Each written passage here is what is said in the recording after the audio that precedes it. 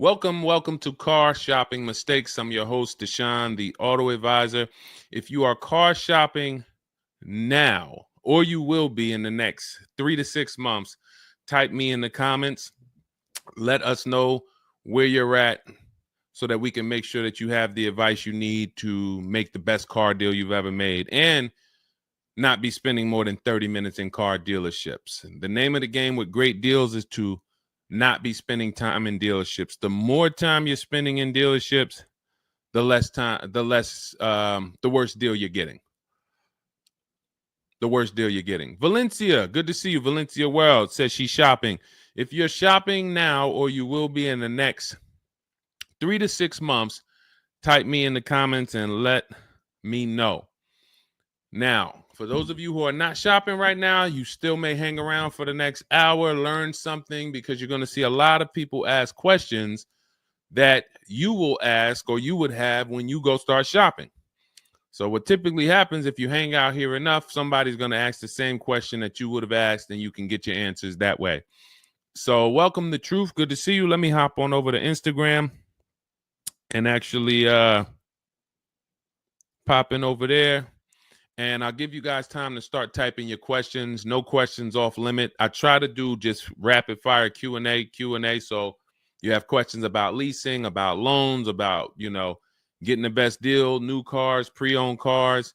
If you just want to tell me your situation, kind of what your goal is, we can go from there. And that's typically how we run it here. So let's see. I'll give you guys time to start typing. Once we get the first couple questions coming in, Dolan will start to bring them into the show. And we'll go from there. All right, I'm just sharing the show. Shout out to the sharers. And before we even start with the questions, I want to talk about the mistakes that I see people making. Let's really start out with the mistake of this leasing versus buying. I'm so happy that over the last 3 years, who was taught never lease a car? You were taught or you heard never lease a car. I could not be more happy that we have been helping people get their first lease for the last 3 and 4 years. The financial advice we've been listening to concerning leasing has cost us thousands of dollars. I was going to lease a car next week. As long as you get 5 offers, cool money. As long as you get at least 5 offers, you're good. See, people are out there paying. There's a couple ways that you can get a car. You can buy it new, you can buy it pre-owned, or you can lease it new. When you lease a car, you're leasing it brand new. So if you look at the financial parameters, you ask yourself, if I buy a new car, how much will it cost me? Now, I want you to use this rule. Every $5,000 is about how much per month. This is not for the new people. If you're new here, type the number 1. Let me know you're new. You've never been on the show. I don't expect you to have the answer to this question. But if you've heard this before, then every $5,000 is about how much on a car payment. You may have seen this in my video. You might have seen this on a show. This is a principle we teach. I want you to lock this into your head forever. Let's see if anybody knows. Or we got a bunch of new people. Michelle's new. I see you. Cool Money's new. DJ Furious. Okay, I see you. Sandra Bonds on Facebook. You're new. Okay, a lot of new people checking in. We're live on YouTube, Facebook, Instagram, and TikTok. So if none of you know, I want you to remember this. Every $5,000 is about $100 per month. Good to see you, Digby, on TikTok. Every $5,000 is about $100 per month. So how do we turn that into a real budget? You look at a car, $30,000 divided by 5,000. You're going to see that's about 600. Well, that is 600. So when you see that a $30,000 car to purchase is $600, if you borrowed that money, now you know about how much that car is going to cost, about how much $600 a month will get you if you purchase. Now, if you lease, $600 a month, depending on the lease deal, could get you a $50,000 car. So we're driving. So if your budget is $600 per month, then you have a couple ways that you can get a car. You can go find a $30,000 new car, no money down. You're at about $600 on a 5-year loan. You can go find a $30,000 used car. You're about $600 on a 5-year loan. Now, for $30,000 used car, maybe it was like $45 when it was new. You get it for $30. Or you can get a $50,000, depending on the lease deal, brand new car that you lease. So let's drive this home. You have people pulling up in cars. They're all paying $600 a month. One of them is driving a brand new $30,000 car. They didn't put any money down. Another one is driving a $30,000 used car. They didn't put any money down. $30,000 car. Another one is driving a $50,000 brand new car. They didn't put any money down. Who's getting the most value? In the short term, it's the person driving the $50,000 new car. It's nothing you can say about that. It's no like, well, it depends. Nope.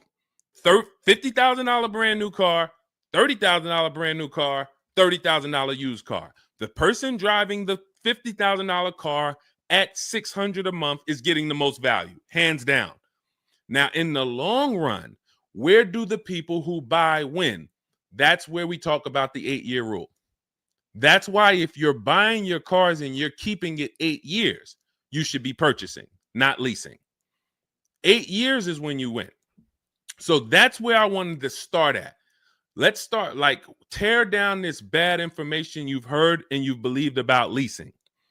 And I see people asking, we got a lot of questions coming in. I see you, Jaguar Music, on Instagram. I see you, Cool Money.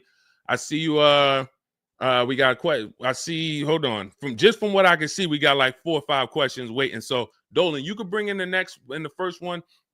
Type your questions in, anything you want to ask. If you want to ask about leasing, I saw someone asked about bad credit. What about if I have bad credit? What about mileage with leasing? Just start typing those questions. We'll bring them all into the show and we'll get to them one by one. Is that true for someone that went into bankruptcy? Okay, so if you came out of bankruptcy, your goal should be to rebuild your credit as quick as possible. Right now, your credit's blank. You come out of bankruptcy, your credit's blank. You have nothing there, and that's a good thing and a bad thing. It's easy for you to build. I've seen people come out of a bankruptcy and literally they have a 700 score in 1 year. They're going to go get credit cards. Just like if you're 18. If you're 18, you go get credit cards, you don't use them. Pay $15 gas, or you don't have a car yet. You pay $15, $20 a month for something, pay it off. You're going to have a 700 credit score. The more you don't use your credit, the more credit they give you. So when they see that you have the credit, $500 credit card, $1,000 credit card, you're not using it, credit score is high because your utilization is low. So that's what you should be doing. You cannot come out of a bankruptcy, just wipe your credit, and then go into the dealership and be like, okay, now I can get a car. You have no credit history. So the first goal should be, let me rebuild my credit as quick as possible, and you can do this quick. You can do this quick. Follow Shonda Martin. Some of you know Shonda Martin. She's on pretty much every platform we're on right now, and she's rolled to 750 plus. Now you got to let me know. Can you wait and build your credit for 3 to 6 months? Can you start to get some type of credit history? Or are you in need of a car right now? In which case you have to get a car with bad credit or no credit. Because if you don't have anything on your history, that's technically no credit, which is bad credit. So, okay, you need something ASAP. Okay, so what you should be doing, and again, if you don't have good credit right now, you should be buying the smallest car you can with the lowest payment. I got into the car business 2006. I was 22. I've been in and around the car business since then. So what is that? Almost 20 years now? The mistakes come from 2 things. You don't know what to do. A lot of the stuff I'm going to say, oh, I didn't know I could sell a lease, Deshone. Oh, I didn't even know I could sell a car if I don't have the title. It's not paid off yet. I thought I had to pay it off to sell it. Deshone, I didn't know every dealer, every, Toyota dealer has a different price. I thought they were all the same price, like the Apple store. All of that is you didn't know. Oh, I didn't know about leasing. I thought it was this. I thought it was that. I had misconceptions. All of this stuff has cost you thousands of dollars. That's you not knowing. The other problem is you know and you don't do, because now I'm going to make sure you know. So once you know, it's your obligation, or it's up to you if you're going to do. So if I have bad credit, I'm looking to rebuild my credit. I need a car right now.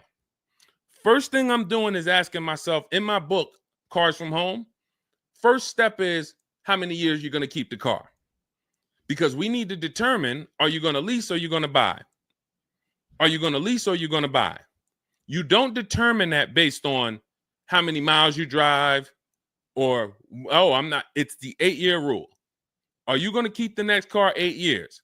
Who keeps their cars more than 8 years? Type K. Because you're buying what we call keepers. If you're a keeper, Deshone, every car I buy, I'm keeping this thing 8, 10 years, 12 years.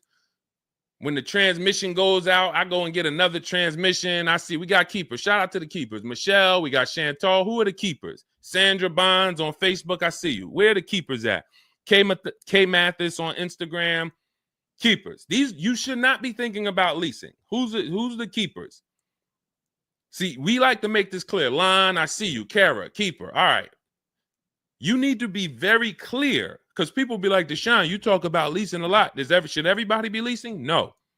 Everyone who's not keeping their cars 8 years should be leasing. And if you don't have the credit to lease, your goal should be get the credit to lease. But so the first question I'm asking you, if I have bad credit, is how many years am I going to keep this car? Now, to those of you who, because if you don't have bad credit, or if you don't have marginal credit, somebody is going to have it. There's a lot of people getting hit in this economy, and they're going to have credit challenges and need a car. Why is this important? Because let's just say I don't have good credit, but I'm a keeper. That means I'm not thinking about leasing. I'm looking to get a car that I can keep for 8 to 10 years or more, and I don't really have good credit right now. No problem, because the goal is find the best car for the best price, and then I'm going to get a loan, and I'm going to pay more for that loan because my credit is bad. I still need to get a great price on the car. We got to talk about that. Separating the price of the car from the loan. Some of you are savvy and you understand this, and some of you just mix these things together. But when it comes to getting a high interest rate because I have bad credit, as long as I get a good car, once my credit is better, what can I do with that loan? So let's say I got a great price on a car. I got a car, it's going to last 10 years. It's perfect, but I'm paying 21% interest. So I'm going to fix my credit, work on my credit. And then once my credit is good, I still want to keep this car. What can I do with this loan? Refinance. That's a simple fix. But if you don't realize that you're a keeper, then you're going in and you're getting a bad car.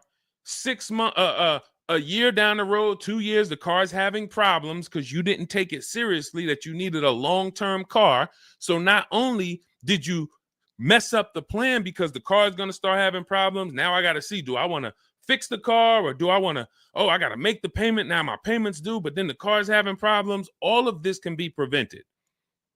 And you need to know up front what your goal is. But if your goal is to lease, Deshone, I'm not keeping cars 8 years and I don't have good credit, you should be buying the smallest inexpensive car you can that you can get a loan on. $10,000 car, go drive it for 2 years, make your payments, and then switch into a lease. If you're driving a car, if you're buying a car to keep, then you can go and get a nice car, get the most car you can afford comfortably. You're going to have a high interest rate, and then you refinance that car when you actually get, your credit up. So this is all in my book. My digital book, Cars from Home, breaks all of this down step by step. Whether you have good credit, bad credit, how to know when to lease, how to know when to buy, new car, used car, you drive a lot of miles. I have plans in there for everybody. It's a digital book. It's 5-star rated. Thank you to everybody who went to Goodreads and reviewed the book. You can get a copy of the book. It's normally $97. You can get it as part of my launch offer for 75% off. That's $24. It's for 2 hours. So as long as you get there, go to my TikTok bio, my Instagram bio, the YouTube comments or the Facebook comments, click that link, and you'll see $24 for 2 hours. Once that, as long as you get it before that, you got it for $24 instead of $97. And you can have everything step by step. So you're not worried about, oh, I'm trying to remember all of this. You can watch the replay on YouTube too. But all of this is everything I'm teaching is part of a plan. It's not me winging it. This all comes out of my book. All right, go ahead, Dolan. Bring the next one up. Keep typing your questions. I know we got a lot of questions coming in from all 4 platforms, so Dolan will bring them into the show. Just keep on typing. What is considered marginal credit? Now, this is going to depend on what you're trying to achieve. I like to see all right, who's a homeowner? If you're a homeowner, type me. Now, if you have marginal credit before you bought your home, your realtor or your mortgage person probably told you, go work on your credit and then get your credit to this to get a mortgage. A lot of people do that. They go and they work on their credit, and once their credit is a 640 or 620 or 660 or whatever it is to qualify for the mortgage, they go and get their mortgage. That's how it should be with a car. You want to get yourself, if you have the time, you want to get yourself to about that 660 mark. That 660 mark puts you, and I'm talking, do not use Credit Karma. Do not use Credit Karma. The amount of people who used to come into the dealership we run their credit, it's low 6s, 609, 590. And then they call me back, a couple months down the road. Oh, Deshone, yeah, my credit's better. And then we come in and they're like, yeah, I think it's up to about a 660, 680 now. And then we pull it and it's a 620, 630. And that's Credit Karma. Do not put yourself in a position where you're listening to Credit Karma. Pay. You can go to Google and you can type in, get my FICO scores. You want your FICO scores direct from the credit bureau. If you don't subscribe to a thing that gives you it before you go and make a purchase, you want to know what your FICO score is, not what a Credit Karma score is. But if you have the time, you want to try to get your FICO scores all above the 660, 670 mark. That's going to be in that good category. You can qualify for a lot of leases. Now, if you're in the 650, I want you to think about this. I have something I teach called credit and when it comes to profiles, leasing and credit. It's easier to get a loan to buy a car than it is many times to qualify for a lease. If you got a low 600 credit score, a lot of people will approve you. They're just going to approve you at a higher rate, higher interest rate. With a lease, it can work similar. But sometimes when you're in that low 620, it's very tough to get approved. They're not going to take that much risk, but you may have a strong profile. So when you go into this, it's not black and white, guys. It's not like you can say, if my credit score is this, I'm done. What if your credit score is this, but you have a car payment already you've paid on time? When I worked for Mercedes, I worked for Mercedes for 5 years. We'd have people whose whole life was falling apart, but they never missed a payment on their Mercedes. And they get approved all the time. Everything else is falling apart, behind on the home. But if Mercedes sees you pay them, you got approved.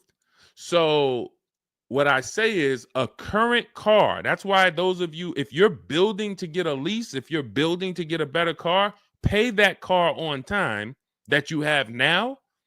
Because the best thing you can do is have a history of on-time payments on your car. That means a lot to a bank versus missing the car or putting the payments on the back because you thought that somebody told you could do that and it wouldn't affect your credit. A lot of people learn the hard way. Oh, I thought when I put the payment on the back, it didn't show as late. It does. So we again, I'm here to tell you everything from the inside. I've been helping people for years. We have people all around the country. We'll bring a lot of them into the show. Marguerite, Brian, a lot of the people who write in, Sheree. But we have this. I'm telling you from the inside, not from your perspective. I'm not like the public, and it's like, oh, this guy this guy must have really learned about buying cars because he's teaching. No, I'm from the dealerships. And, if I wasn't doing what I was doing for 10 plus years, that was my job in dealerships, working with people, looking at banks, looking at credit reports, sitting there, seeing people turn down, seeing negative equity. So that's where my solutions for you come from inside. And so I would tell you, try to get to that mid sixes mark. And you'll put yourself out of a manipulation zone. You can qualify for a lot more things. All right, I see you, Michelle. I see you. Kim Randall, good to see you. The Savage Mama checking in. Abdul checking in. Good to see you. Go ahead, Dolan. You can bring up the next one. All right. Shout out to Dad. Y'all running the likes up on TikTok. Thank you so much. Thank you to everybody who's double tapping the screen. We appreciate you. Can you talk about putting money down or not when purchasing a car? So important. Listen, this is a good one. This is a good one. I don't know who asked this question, but this is a good one. Can you talk about putting money down or not when purchasing a car? So here's how you want to make sure your down payment never gets taken if you are purchasing a car. You must separate your monthly payments from the price of the car.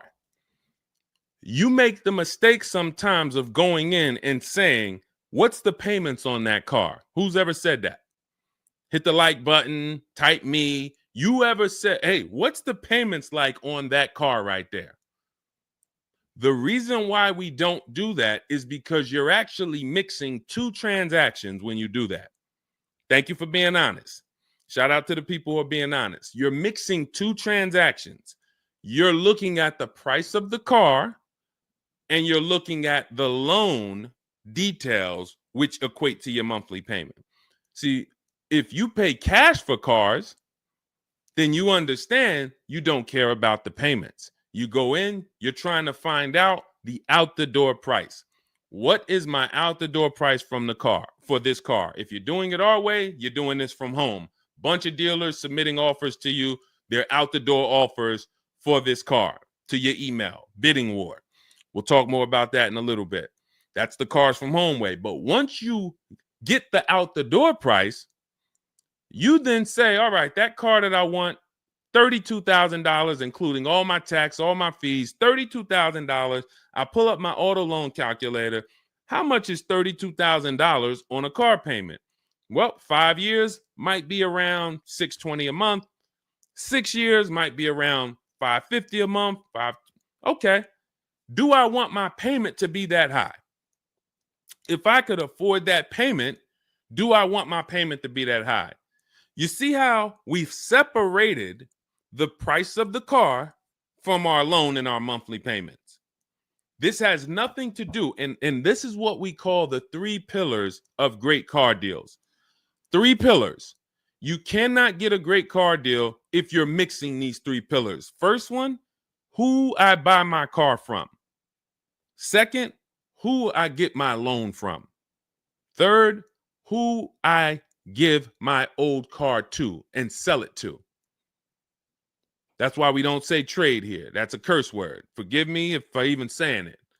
And if, we get some questions about trade-ins, we'll explain why we don't trade cars.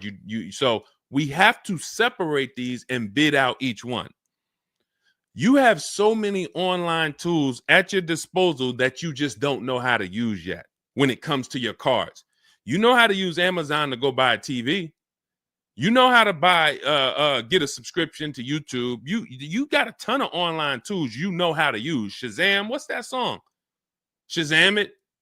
But the online tools about car buying, you just don't know how to use them. That's where I come in.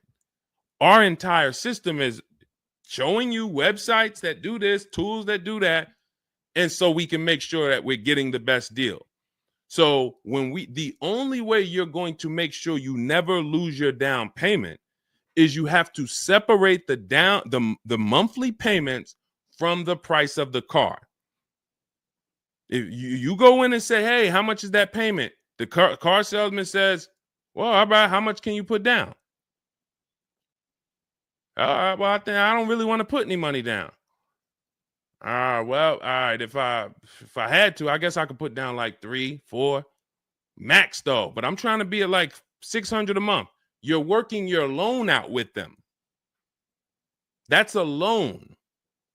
And let me tell you how, let me show you why you can know you shouldn't be mixing these transactions.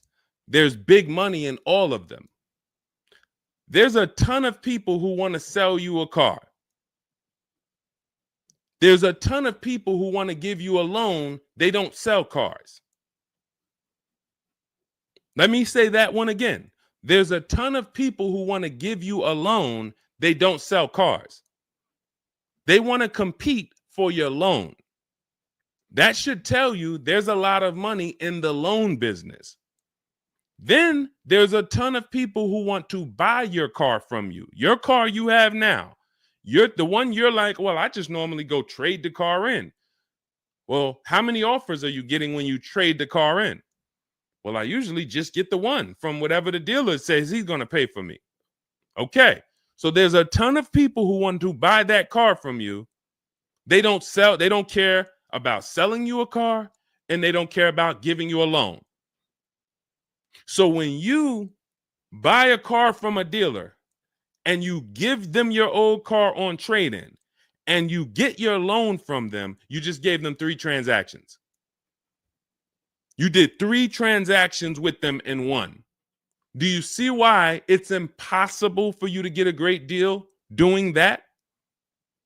Type $signs if that makes sense. Who's locked in? Because I know sometimes we only got a couple people that be watching. Some people, man, you're cooking dinner and you're like, all right, I hear you, Deshone. You're not gonna save $5,000, $10,000 like my students, and you're cooking dinner and you're just trying to listen in on the side.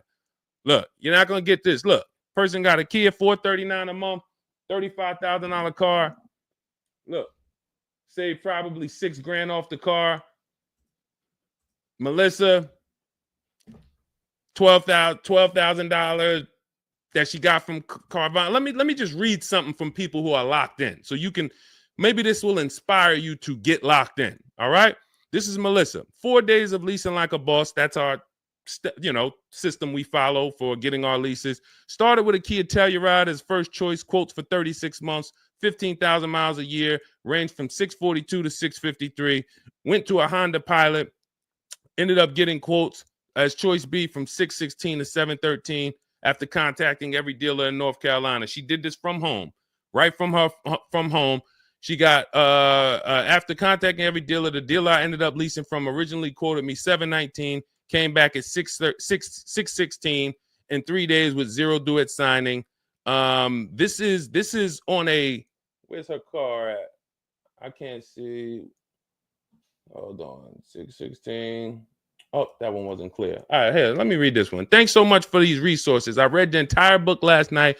Already been underway trying to put my deal together. What a great book. I have my quotes together, and now I'm ready to take the next step with the calculator. Big fan of your channel and the resources. However, when we shop for 12,000 miles per year, do we adjust to 15,000?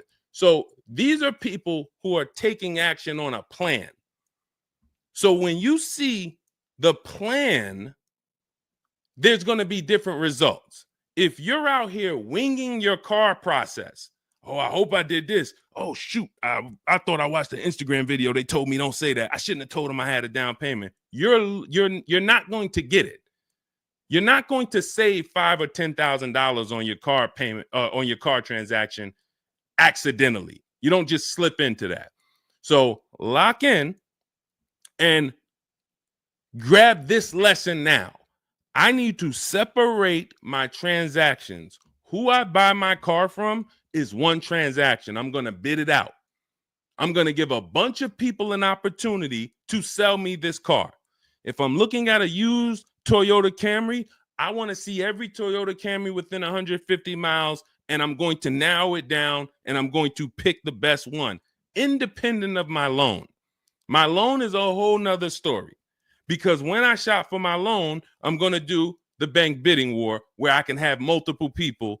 I don't even want to mention that without telling you about it, because it's like, whoa, what's the bank bidding war, Deshone? Okay, so you can have multiple banks and credit unions compete for your interest rate in a small period of time, and it's going to weigh on your credit score like one hard inquiry. Like one hard inquiry. Mamba Mentality, I love the name. I love the name. Why can't I do a super chat? I don't know. Yinka, good to see you on Facebook. IB Johnson. On one hard inquiry. So let's just say, and so when you get your loan, how do we know that 5.2% interest rate was the best? How do you know that the 7.1 interest rate was the best if you have no other offers? And what we've been used to is we're just going to go with our bank. We're going to go with our credit union. We're going to go with the dealer's bank. Why? We're going to make these people compete. And when you do this, when you do it this way, you can have people compete in a short period of time and get multiple offers on your loan without it affecting your credit score. But it has to be done in a small window of time. Now, if you Google it, rate shopping, it'll say between 14 days and 45 days. You do it our way, it's going to take you 48 hours. And you don't do this until after you find your car. After you find your car is when you do a hard inquiry. You let these banks and credit unions compete for your loan. And again, you notice I've already found my car. I already got the best price on that car right there at ABC Motors. I got that thing on hold. Don't pick up the car the same day. As much as they're going to ask you, hey, you want to take it home today? You want to take it home today? No. If I take it home today, when do I have time to go shop my interest rates? I'm not taking it home today, but let me get my buyer's order with my numbers on it. Let me go home and let me actually do my shopping for my loan and my interest from home. And then if you can actually beat that rate, it's a competition. But because you didn't know that you could let multiple banks do this in a short period of time, you're only going to your bank. You coming back with a 6.49. Well, I guess that's good. What if somebody could get you a 5.49? Do you know how much a difference between a 5.49 and a 6.49 is on a loan? Could be $1,200. This is why we're getting all the money. So again, all of this is in my book, digital book, Cars from Home. You don't have to wait for it to come in the mail. You can have it by the end of the show. It's in my TikTok bio, Instagram bio, Facebook comments, and YouTube comments. Normally $97, but you can get it as part of our welcome offer for $24. As long as you get there before the 2 hours is up, you get it for 75% off. It'll have everything in there. That is the bank bidding war. If you're not, again, before we go to the next question, if you're leaving the dealership wondering, if I was to walk up to, yo, Deshone, what's going on, man? Hey, I just got this car, man. What do you think? Okay. Did you get a good deal on it? Yeah, man, I definitely got a good deal. How do you know? If you're not saying to me, yo, man, you know how many offers I saw?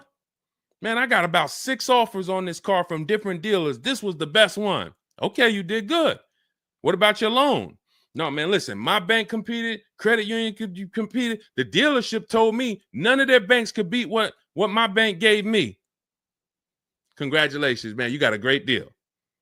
But if you don't have that same confidence, you did not get a great deal.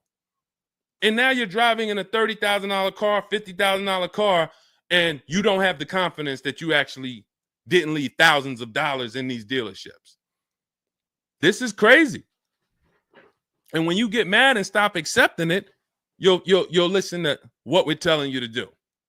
If you think you deserve that abuse, then you're going to keep doing the same thing. That's why you got to unlearn. Okay? So separate your transactions. Who I buy my car from, I'm getting multiple offers for. Who I get my loan from, I'm getting multiple offers. Who I sell my old car to, I'm getting multiple offers. And with the internet, I can do all of this right from my house. Right here. All right. That's the Cars from Home way. Let's go, Dolan. All right. Keep typing your questions. I see you, Mamba Mentality. I see Mamba Mentality got a lot of questions. Samante Love, good to see you. Jay Bass, good to see you. Yep, Jay Bass. Separate transactions. Exactly. D So Chill on TikTok, good to see you. Lisa on TikTok, good to see you. Hector Ruiz, thank you, Hector Ruiz. Shout out to the sharers. Shout out to the sharers. I always got to take time to shout out the sharers. We can't do this without you. All right, how can I schedule a consultation with you? Also, does it make sense to lease a pre-owned vehicle? So let me answer the bigger part of the question first. Most leases are going to be brand new. There's only been a few manufacturers that have tried to do a pre-owned lease program. Lexus tried it. BMW's tried it. And there's certain brands that can technically lease a used car. The reason why I don't like it is because it's not enough of a wide stream. It's not enough of a mainstream program to create competition. And if you can't create competition, then you don't know if you're getting a good deal. If you walk in to lease a brand new car and you're walking in and again, we don't do this. We never sit down in a dealership. We're there to test drive only. We're never talking numbers. But if you are doing it the old way, you're going to go in and then you're going to get a bad lease deal presented to you. And they'll say, well, I could lease you this 3-year-old one and it'll save you like $150 a month. How do I know that's a good deal? It might be affordable. And sometimes you confuse affordable with a good deal. It's not a good deal because you could afford it. I want to let that sink in. We confuse, you know how many people I watch get a horrible deal, but they go home and they're like, yo, man, they got me to my payment. Bad credit usually. A lot of people with bad credit will brag about yo, man, you got to go see Joe, man. Why do we need to go see Joe? Man, he got me in a car. Nobody else could. All right, let's look at the numbers. Dag, you're paying 24% interest. You know this is an 8-year loan? You know this is an 8-year loan. Oh, nah, I just, listen, man, Joe, you sending all your friends to Joe. Oh, look, and this car has 70,000 miles on it. You paid $28,000 for it? See, because they got you to a payment you could afford. So you thought, good deal. Now, I go into a Bentley dealership right now. Bentley's $300,000. And they say to me, we'll give you this Bentley for $150,000. So they give me somebody offers to give me a $300,000 Bentley for $150,000. 50% off. We're going out of business. Take it. Can I afford it? No. Is it a good deal, though? Is it a good deal? $300,000 Bentley, half price, $150,000. Many people, you don't have that in your budget to go and bring $150,000 dropping on a car. Now, if you want to do a business thing, go buy it for $150,000, quickly sell it to another dealer for $220,000. Okay, that's what we would do. But I'm not talking about that. I'm talking about just you alone. Affordability does not equal deal. A deal is a deal whether I could afford the deal or not. And the only way we know a deal is to actually get multiple offers. There's no other way. So I'm going to continue to say it. There is no other way. I've been in the car business since 2006. There is no other way for you to know you got a deal without comparison shopping. Same way if you walked into a grocery store and there was only one, you walk into the Dorito factory. There's only Doritos everywhere. No other competition. They sell them for $7 a bag. There's no competition. So everybody who's in the Dorito factory is paying $7. But when they go in the supermarket, Doritos competing against Lay's, competing against Wise. Oh, you can't be $7, Dorito. You might have to be $4 this week. You might have to be on sale this week for $2.99. Competition. It's everything else. So a lot of what I'm saying to you will click when you realize that you've been programmed to buy cars in a way that you don't buy anything else up. You don't buy anything else that way. Everything else you buy in your life is competition. People competing. Everything else only with cars, we look at one offer. So that's why when you come home, start to look at the whole market, you're going to love this. You're going to be like, man, I don't know how I didn't start doing this before.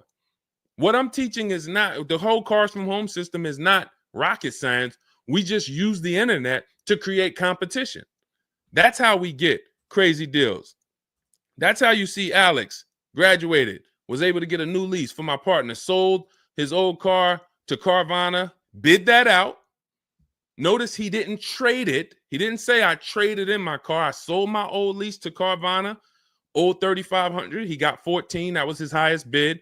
Went test driving, got a 2025 Hyundai Tucson, got a 1.3% lease deal, no money down, $42,500 car, $580 a month, and that's a 1.3% lease. Now, $42,500, guys, would normally be, with no money down, about $800 a month. Maybe about $825 for 5 years. He's paying $580. So when we talk about leasing keeps thousands of dollars per year in your pocket versus purchasing. Thousands of dollars, not hundreds of dollars per month, but thousands of dollars per year. So to answer your last question, I don't do consultations. We have 3 ways we help the public: through my book, through our Shop with Deshone program. A lot of these people that you're seeing me share, they've either got my book or they're in our Shop with Deshone program. Just Ralph, Jen, Stormy. Just wanted to let you know that your package worked. $48,000 MSRP, no money down. She's paying $622 a month. That's normally a $900 payment. Marie, some of you know Marie from some of our other shows. We talked about her. Just wanted to reach out. Thank you. She used the book, saved over $13,000 off of her Mercedes, got her payment to be hundreds lower per month, maintenance included. Just wanted to say thank you. She got a 2025 GLC Coupe. Some people have this same car.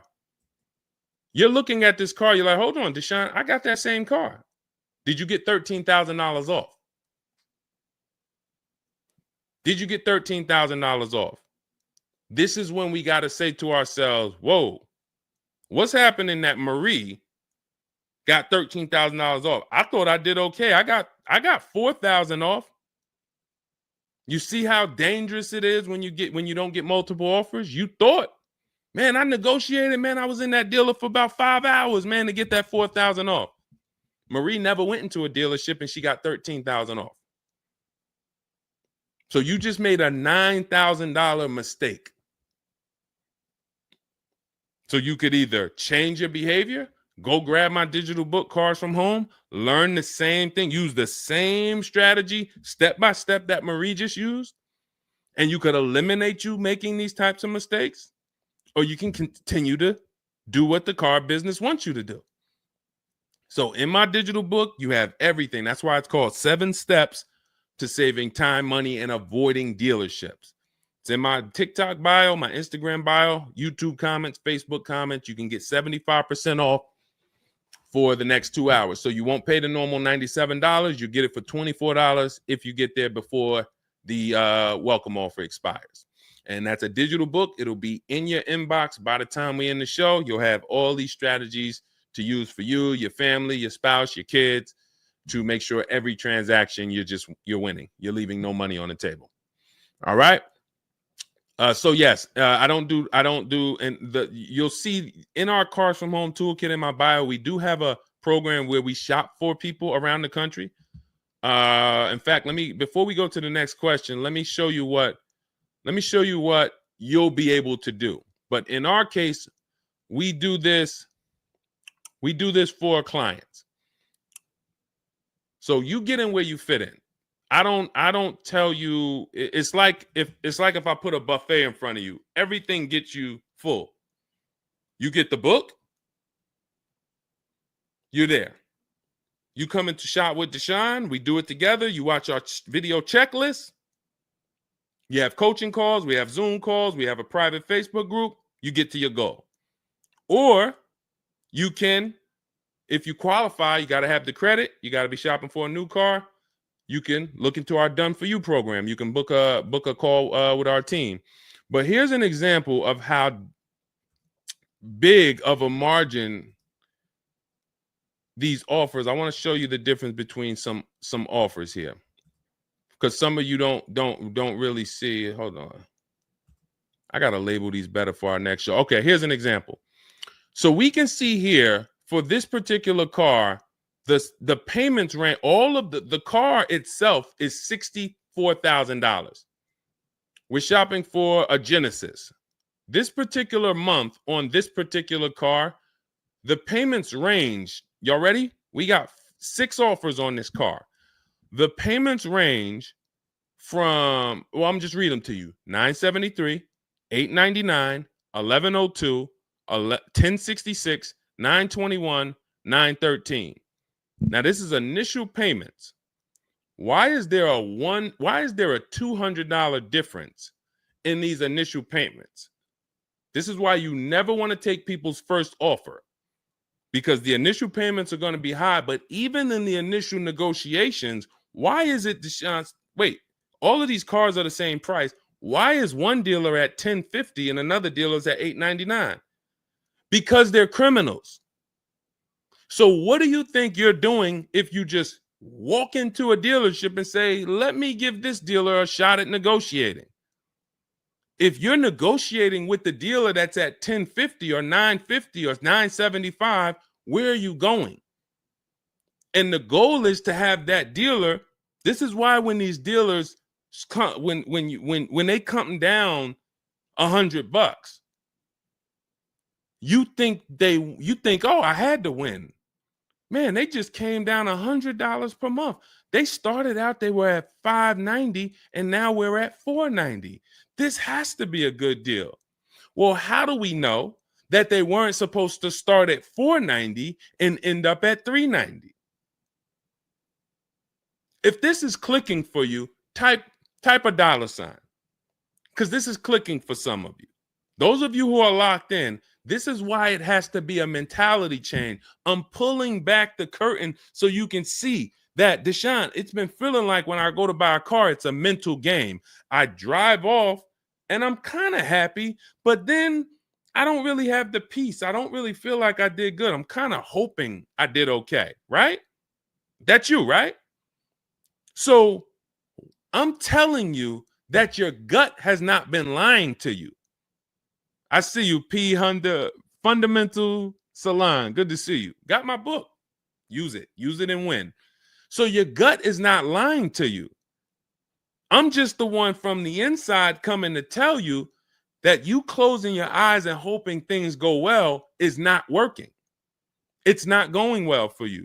If you looked at other people, they're doing better. If you looked at people with strategy, they're getting cars for $200 a month less than you. They're getting $5,000 off less than you. They're leaving knowing that they got the best deal because they saw so many offers. You're hoping, and that hope is not leading to that. Hope is a bad strategy.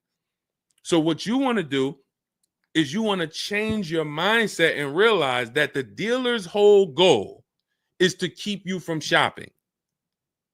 If you burn that into your head about the car business, the entire goal of every dealership is to keep me from shopping their competition.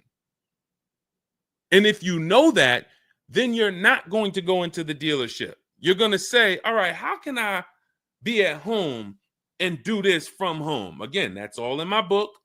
But even if you want to make calls, there's some people, you've been on to this since 4 years ago, 10 years ago. You're like, Deshone, man, I knew, man, I don't go into those dealerships. I call around, I'm going to get me a bunch of offers. And by the time I get there, that's when I'm picking up my car. You've been on to this truth for a long time.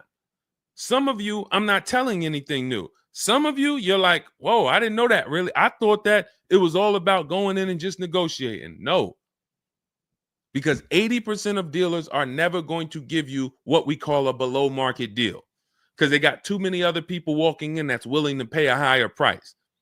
So you have to find the dealer who is going to give you that low payment out of the whole market. That's why this is a bidding war. And when you start to do this, you're going to be like, yo, why does it seem like this is kind of fun now? I kind of enjoy this. Is like a game. And you're the prize. So instead of feeling like you're begging, oh, come on, can you do another $500 off? Come on, man. I'm only asking. Get me from $520 to $499, man. You're begging. So instead of begging, you got people now competing for you. Whole different story. That's what we want. That's the transformation we want for you today. All right, let's go. Dolan, next question. All right, Fundamental Salon, I see you. I see you, Jay Bass. I see you, Randall Pine Straw. You got the number 3 gifted badge. Thank you. Y'all lighting up the lights on TikTok. Thank you so much. Monica 9300, BKS Aggie, Timothy Garces, Drew Saberton reposted the broadcast. Thank you so much. Shout out to everybody sharing this. What about military personnel? What's the question? Just rewrite that question because I don't know. What's the question? I know what about military personnel. I don't know. Are you asking about military rebates? I don't know. So just kind of give me a full question, and then I'll be able to give you a better answer. Hello, I'm planning on purchasing a 2025 Escalade. Any negotiation between the MSRP and the invoice? Of course. Now, if you walk into a dealer and you say something like that, what is the dealer going to say? So let me ask everybody who's watching. We're live on Facebook, TikTok, Instagram, and YouTube. If this person casually walked into the dealer and said, hey, is there any negotiation between the MSRP and the invoice? What do we think a smart dealer is going to say? Not an honest dealer, a smart one. Thank you, Sassy. No. No. And you know what's crazy? They're going to say it in a way that makes you believe it. So if I put my car salesman hat on and I switched it to kind of for myself, this is what it would sound like. Or is there any negotiation between MSRP and invoice? Not really. On these cars, I mean, we don't even have a lot of them. A lot of people are trying to get them now because the tariffs are about to hit. And even though this is an American-made car, some of these parts, they're produced in Mexico. So there's not, we really like to, a lot of dealers are selling them over MSRP. In 10 seconds, I just took you to, whoa, but can I get MSRP though? See, that's why I'm never training you to go in and negotiate with people that negotiate every day, 3 times a day for the last 10 years.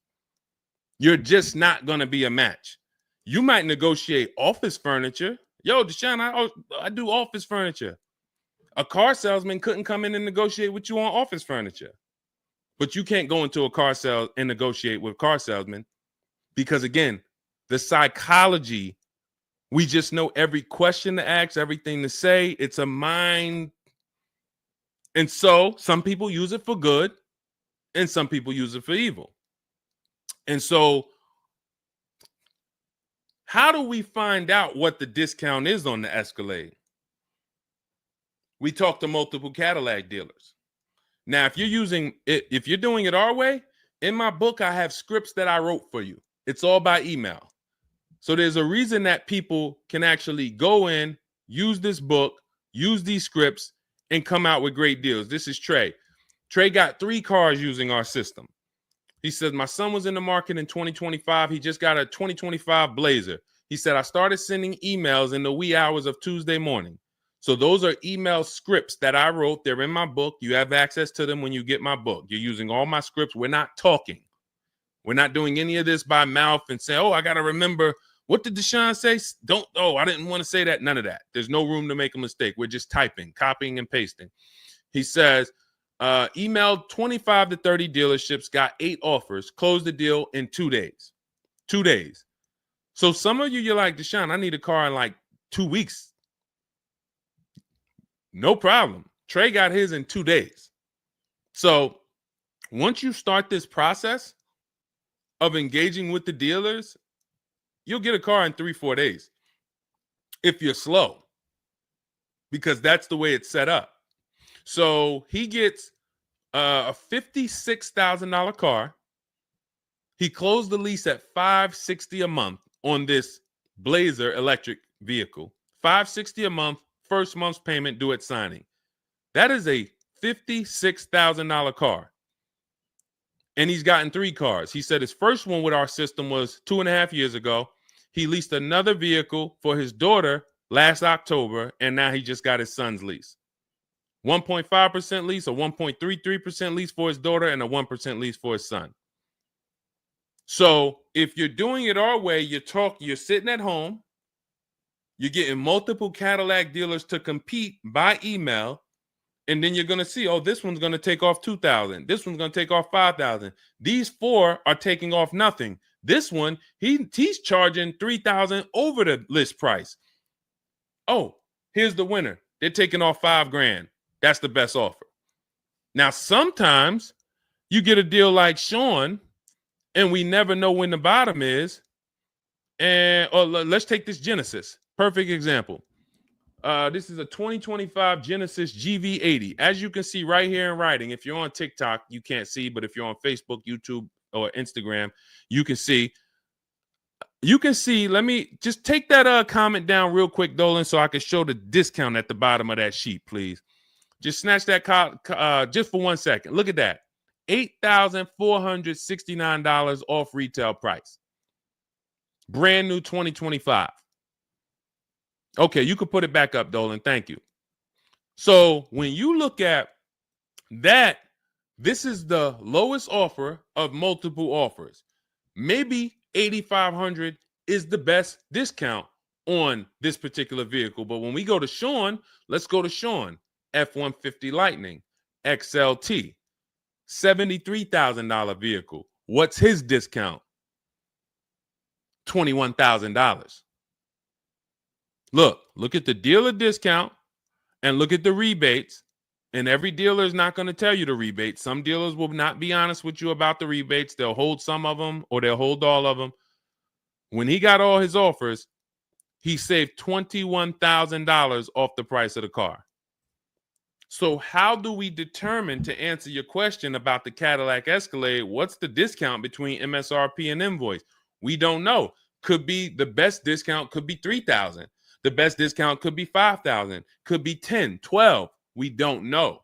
And because you don't know, you cannot negotiate. If you knew that the best discount you could get on a Cadillac Escalade was $8,000, you knew that, then it would be easy to negotiate. I'm just going to go on. All right, man, come on. You're at $6,000. Nah, man, I want another $1,000 at least. I'll let you keep the last $1,000, but you got to get me to $7,000 because you know the bottom, $8,000. No car that we go in to get do we ever know what the bottom is. So what you're doing is you're feeling for the bottom. But if Sean thought $10,000 off was the bottom for his F-150 Lightning, then he wouldn't have got $21,000 off. That's the danger. So when I say to you, you're leaving $3,000, $5,000, $7,000 on the table, you can't say to me, Deshone, no, I'm not. Because I get so many offers, man. I know I'm not leaving money on the table. You don't know you're leaving money on the table. I got $8,000 off my Infiniti truck I got when I leased it. How do I know that was the best offer? Because I had 7 other offers. I had 7 other offers of Infiniti dealers that I went back and forth with by email. This one giving me $3,000 off. This one $4,000. This one $6,000. This one $6,000. This one, we'll do $8,000 off. You got it. You won. Took me 60 minutes. This is where I want you to get new cars, used cars. You're making your deals from home. You're the prize. You're going into the dealership to pick up your car, man. They like, man, you sell cars? How'd you was like quick, man, that you kind of knew what this was quick. Car salesmen going to love you because you didn't waste their time. You didn't tie up 8 hours of their time. They're making deals with you in 20 minutes, 30 minutes. It's great for everybody, but it's mainly great for you. That's what we want. Okay, all of this is in my digital book, Cars from Home, 7 Steps to Saving Time, Money, and Avoiding Dealerships. It's not a mail book. It's a book. You can have it in your inbox in the next 5 minutes. Normally $97, but as part of our welcome offer, you can go to my TikTok bio, Instagram bio, click those links. You can go to the Facebook comments or the YouTube comments. Dolan has a link for you guys. You get 75% off. That's $24, but it's only for 2 hours. Now, if you visited earlier, some of you, I did a show, my last show, you might have visited the link and you missed the countdown. You'll see it's gone. So you want to make sure when you actually go there, even if you come back in a couple minutes, don't let that timer hit 0. Book's still worth $97. You saw Marie, she saved $13,000. So I think if Marie, if she was on the show, she would say, look, even if you missed the $24, get that book. Save me $13,000 off my price. All right. Corey Duncan, I'm just catching your comment on TikTok. Look, it works. Y'all, I promise. Leased a car back in April after using his book. Got the best deal. You see what I'm saying? Like, and this is all over. It's too many people for me to pay. When I tell y'all, like, it's too many people. I pride myself on not can Deshone get great deals. Obviously, you guys know if I could sit on here and answer your questions for an hour and a half. Clearly, I've been in the car business since 2006. Clearly, Deshone can get great deals. But can other people? That's why I'm showing you other people. That's why I'm showing you Benita. That's why I'm showing you Kimberly got 20 grand off her Maserati when she got it. Zafrina got 2 cars. She got a car last year, got her Jeep Grand Cherokee, $66,000 car. She got it for $579 a month. And then she just got another car that she posted 2026. Not even a 2025. 2026s. It ain't even out yet. She got a Kia or just came out recently. Kia EV6, $76,000 vehicle. She got it for $742 a month. She leased it. Now let me just do some math for you real quick on how crazy a deal that is that Zafrina got on her second car. The first one's crazy too. They're both crazy. But let me just, here's how we judge a lease. We judge a lease by how much we're paying and how much car we get to drive for that payment. So the reason I created the 1.5% rule is for you to know you're paying too much money for a car you're giving back. The 1.5% rule tells us if we divide the monthly payment into the MSRP with no money down, it creates a percentage. And if that percentage is over 1.5 for 12,000 miles per year, we're paying too much. It's no value there. It's a bad value lease. Let's look at Zafrina's deal that she just got. She's paying $742 a month, and she got a $76,000 car. So let's say, go into our calculator, $742 a month, 36 months. That equals $26,700. That includes taxes, everything. That is how much she's giving them for 3 years to drive this car. $26,700. It's a $76,000 car. You don't have to be a mathematician to know that if you walked into a showroom and you saw a $76,000 car, once taxes and fees and everything were on top, it's over 80 grand. And you could drive that car for 3 years for $26,000 and you give it back to them, we don't have to, we can imagine how much value that is. So that's how we judge a lease. And the more I pay, the more I have to look at, okay, is this a good lease deal? Is it a great lease deal? Is it a steal? Zafrina got a steal. Anything 1% or lower, it's a steal. From 1% to 1.5%, that's a good deal. Well, let's say from 1% to 1.25, great deal, great value. And then from 1.25 to 1.5, good lease deal. So it's good, great, and a steal. Any of those is good. It depends on the vehicle, and it depends on how well you get offers, because different vehicles have different lease programs. But once we get, you don't walk into a dealership and say, hey, get me to 1.25 or get me to 1. You don't do that. You got to see what the best offer gets you. But this is where you want to be at. Empowered shopping. Okay. Thanks, Randall. I'm working on my lease deal now from the book. Way to go.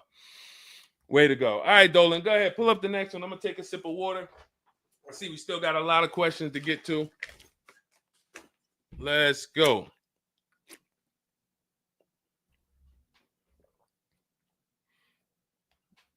Mark is me. Good to see you on Instagram. Checking in. All right. Let's go.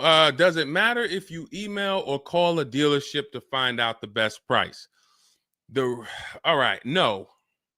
You just got to realize it's going to be different things that come with phone. The reason why. Okay. Who's a good negotiator? All right. Let me put it like this. Who's not a good negotiator? Let's be honest. Who's not a good negotiator? Type me. You're just not. It's not your thing. You don't really like confrontation. Not a good negotiator. Let's go. Who's going to be honest? Oh, we got a bunch of good negotiators on here today. Bunch of good negotiators. Where we at? Hershey. What's going on? Randall, Sassy. Who's okay?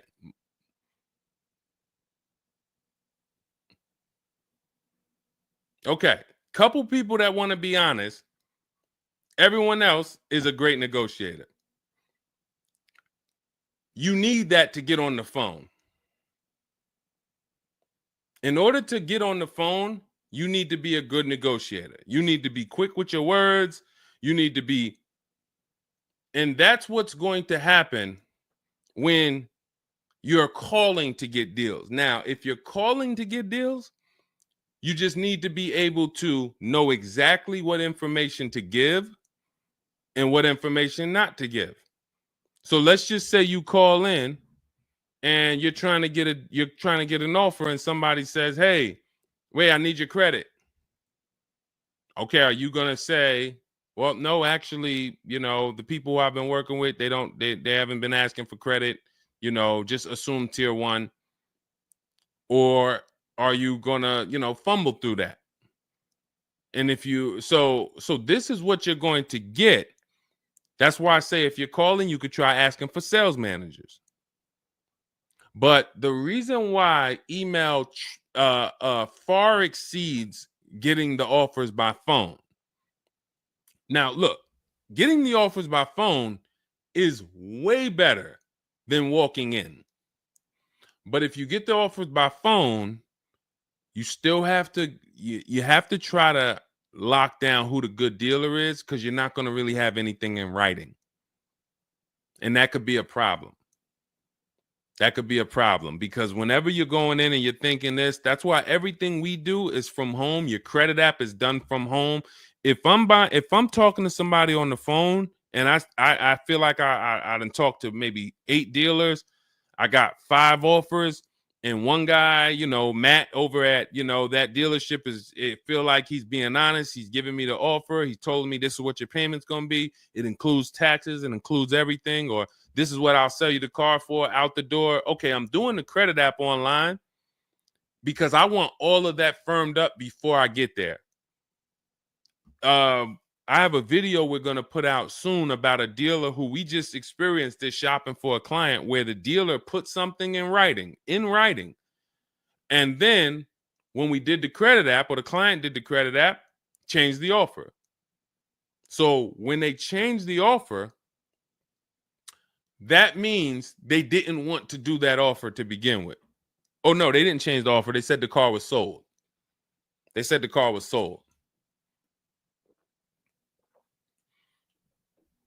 Me knowing what I know that what they wanted to do was tell you one thing and then they wanted you to come in so that you could so they could raise the price on you. This is why we are not going in until we do our credit app online.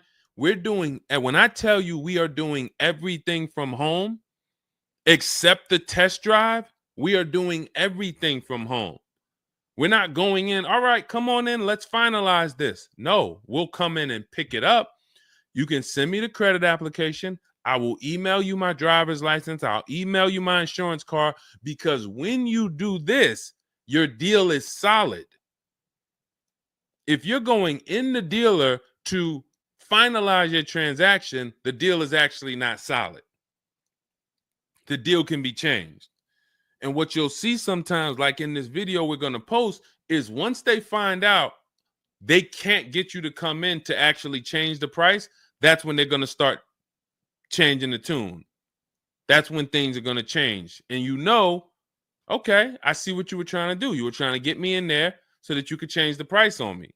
So that's why email is really the gospel when it comes to us. And another thing, you don't have to talk to anybody. You don't have to remember what you're going to say. What's up, Robert Ishel? You don't have to remember what you're going to say. You don't have to worry about saying the wrong thing. When you're doing this by email, especially when you're using our stuff, if you have my book, my digital book, everything's in there. The scripts are in there. When they say, when can you come in? We have a script. When they say, hey, we only give quotes on for people who are in here, we have a script. When they say, hey, I don't have this car, but I might be able to get it for you. Are you open to that? We have a script for that. Everything, we have probably 50, 60 scripts. Everything they're going to say. So that allows us to have conversation by email. We're not just emailing. We're having, Marcus Me asked, I see a question about warranties. I got you. Hang on. Mark, we're not just emailing, we're having conversations by email. Big difference. Conversations by email move things forward. Oh, we can't do this. Oh, how about this? Hey, it's a back and forth. That's why our scripts are so powerful, and they move things forward and they keep it on your agenda. So again, myself, I could do it either way. If I was doing one car deal, I could call around. I'll ask for sales managers. I'll talk to the sales manager. I'll try to get a car deal done. But it's the transferring of information, and this doesn't work on a used car. So this only works on new cars. So if I was buying a used car, it's a whole different system. But another reason this isn't effective. What's up, Smitty? Hopping in on TikTok. Another reason that's not effective. Again, better than you walking in. I'm just being straight up with you. If you told me is that better than me walking in? 100%. Get on the phone. You will do way better on the phone than walking in. But compared to email, you ask me like email or phone, which one's better? Email crushes it because I can have conversations quicker. I have stuff in writing. I don't have to worry about not having something in writing, and I show up and I thought that it was this and then it's that, and then it's nothing I need to remember. Yeah, I think that's enough. I think that's enough. So again, in my book is all the scripts. And without you knowing what to say when they say this, then the conversation is going to move slower and you'll be typing everything manually. What should I say to them? All right, what should I say to this? When they say, oh, can I have your full address? Okay. These are the things that you want to know how to respond to. Okay. All of that is in my book. But again, either way is better than walking into the dealerships. Walking into the dealerships is where you're going to lose. All right, go ahead. Next question. Kevin Carroll, Jamie Rodriguez. Good to see you. How do we apply for a soft credit pre-approval? You have to find a bank or a credit union that does it. If your bank or credit union should be the first people you ask, can you get a soft credit pull pre-approval? Because the soft credit pull pre-approval doesn't start the rate clock, doesn't start first of all, the rate clock starts at the hard credit pull, which means your credit bureau, Equifax, Experian, TransUnion, they're looking now and saying, okay, you have a certain period of time where you can do more of these to actually get different rates. But once that period of time closes, we're going to update your credit score. So let's just say you get that hard inquiry, and when it closes, your credit score drops 10 points. Okay. Had you gotten 3, it would have dropped 10 points. In that window, same 10 points. But if you let the window close, then you go and get another hard pull. When the next window closes, it's another 10 points.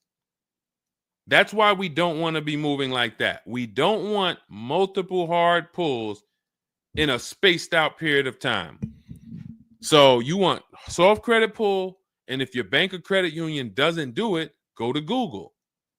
Go to Google, type in soft credit pull pre-approvals. Find a bank that does it, because all you want to do is put your budget together. This might not be who you get a loan from. It's just for you to put your budget together. And if you've ever bought a house or you got a mortgage, you'll see, all right, you might pre-approve me for, 4.25 interest rate. And then once I go to get my loan or my mortgage, it might go to 4.3. It might go to 4.6. It doesn't matter. This is just to budget. You need something so that you can know how much you can spend. That's the purpose of the pre-approval. So it's no reason for you to ever give a hard credit pull. You are much better off just using the rule of every 5,000 is about $100 per month. Burn that into your head. Every 5,000 is about $100 per month. So that means when I'm looking at this $30,000 car, that's $600 a month for 5 years. What if I want it to be $500 a month? Then I need to, instead of taking out a loan for $30,000, I need to take out a loan for $25,000, which means I got to put $5,000 down. But if I'm taking out a loan for $30,000, it's going to be about $600 per month on a 5-year loan. You could go to 6 and it'll drop it a little. For 6, it'll drop it another, But if you don't have that rule of 5,000 in your head, you're too off in your budgeting. You need to have some type of anchor to what this car should cost me. If I'm looking at a $50,000 brand new car, I don't want to be able to, give me the $600 a month on that. Wait, Deshone already told me every 5,000 is $100 per month. How am I looking at a $50,000 car and saying get me the 600 on that? Just divide 50,000 by 500. You're gonna see, oh, that's 1,000. This thing costs 1,000 a month on a 5-year loan. Yes. No money down. Yes. This keeps you from getting in trouble. This keeps you from leaving out the dealership with a 9-year loan. You're at your payment, but your loan is for daggone. It's like if you might not know, it's there's 50-year mortgages. Who would take a 50-year mortgage? Anybody? Anybody volunteering for a 50-year mortgage? Any takers? I didn't think so. No. Why? If you went into a house, $500,000 house, and they said your payment is this for 30 years, but if you take a 50-year mortgage, it drops to this. Nobody on here would be like, okay, yeah, give me the 50-year mortgage. They're available because we've learned that 30 years is the longest you would take a mortgage. And that needs to be 72 months with cars. That's why I tell you 72 months should be the longest you ever consider for a car loan. And if you go in with these parameters, nobody can take advantage of you. All right. All right, let's go. We'll wrap in a car. We're almost done. I say let's go. I see we got maybe one or two more questions. We'll see. For lease, I can only go through the dealership finance department. We'll bring that one in next. I see you. I see you on TikTok. Anita, I see you. What's going on? Warranty extensions worth it? Oh, you mean extended warranties? Okay. Are extended warranties worth it? Depends on the car. If you with warranties, you're asking yourself, what's the odds that things are going to break on this car? And then how expensive are they to fix? And this is why when we get cars, we do something in step 4 of my book. There's a 5-minute process we do. It's a Google check where we check reliability. Every car you look at, you should be typing into Google 2025 this reliability. If you're buying a used car, you should be typing in 2023 Kia K5 reliability. And then you skim those articles. Thank you, Renee Cunningham. You skim those articles, and then you see, what are the third parties saying about this car? Are they saying the reliability is less than normal or less than average? There's tons of people who were in love with a car, and then they do this 5-minute exercise and they see owners are reporting electrical issues with the car, software problems with the car. Owners are complaining about the infotainment system in the car. So this is this is what we call bad DNA. This is not something that when we buy used cars, you'll see in my book and you'll hear me talk about on the show. We screen down used cars with title history, service records, accident history. That's how we make sure it's a quality used car. Title, service records, accident history.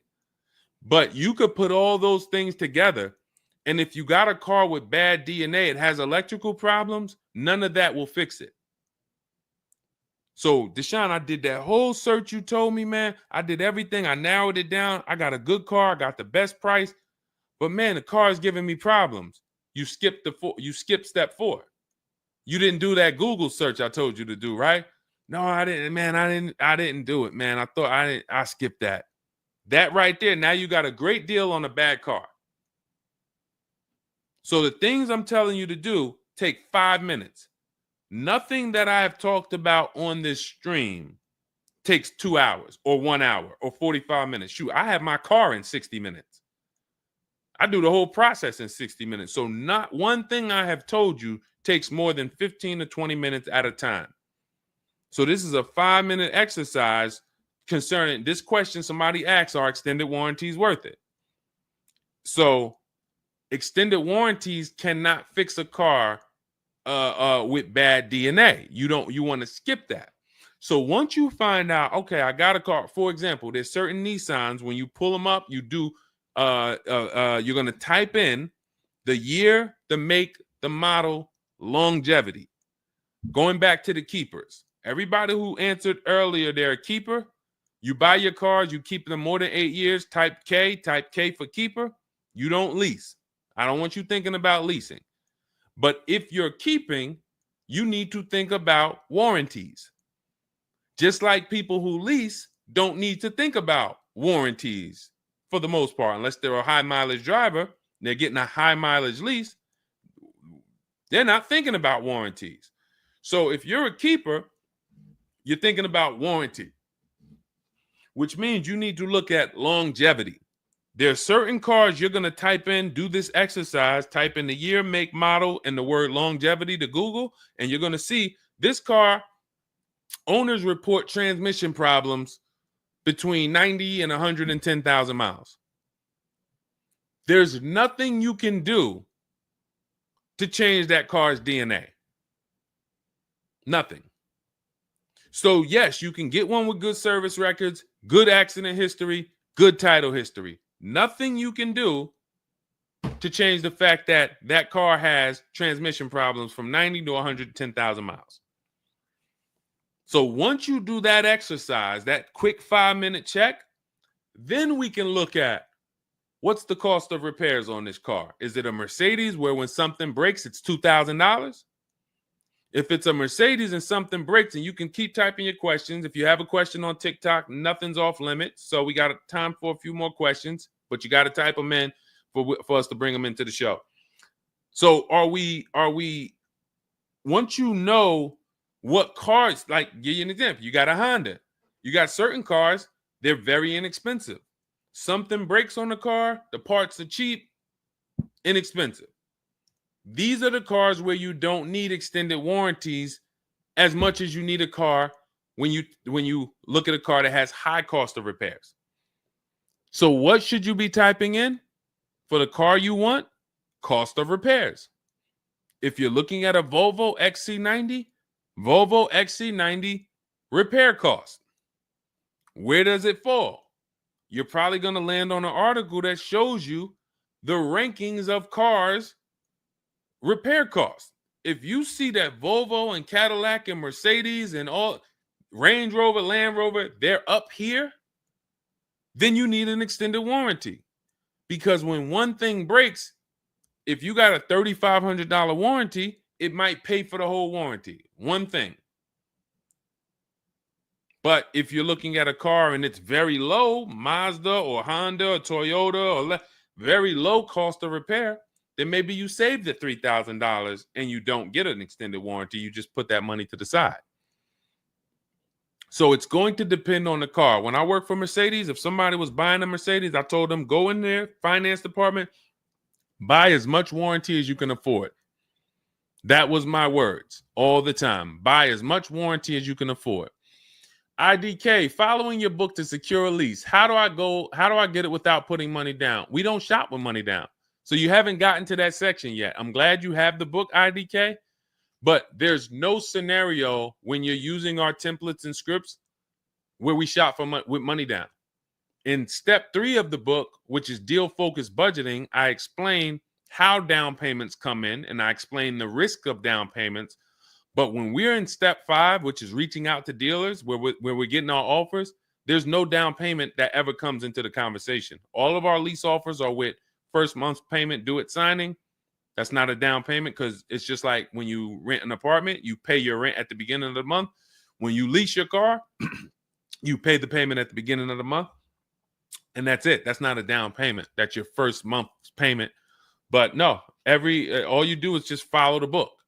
There's no again, and stay on the steps. Here's what I want to drive home when it comes to this book. And I see we had somebody, Linda March, on Instagram. I see you. Grab Linda March's question, please, on Instagram, Dolan. Do not read this like this is some seminar. There's 2 types of people who use the Cars from Home stuff. All of our stuff is made to be like you having a conversation with me. If you jumped on the phone with me and you said, Deshone, this is what I want. What's my first step? I would give it to you and then you go do it.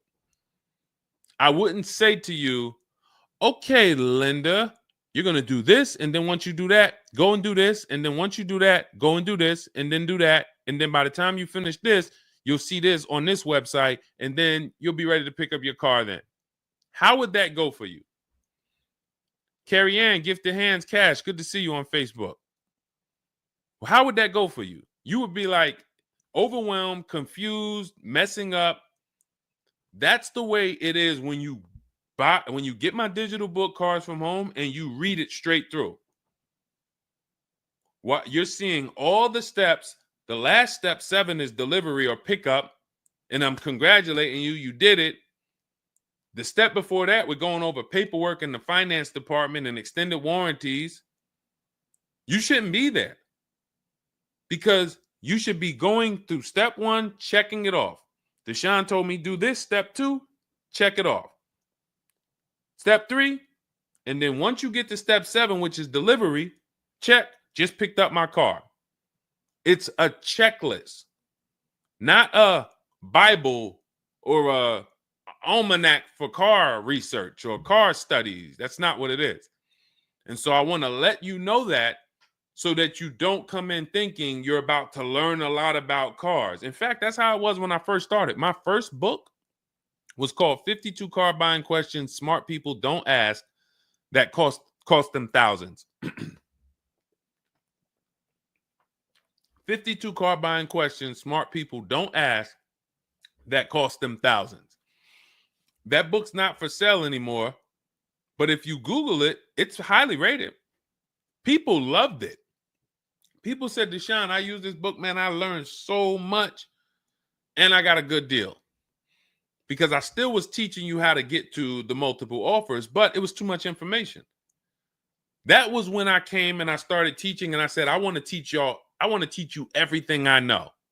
No, the way my book now is, Cars from Home, 7 Steps to Saving Time, Money, and Avoiding Dealerships, is to get you right from where you're at to your car.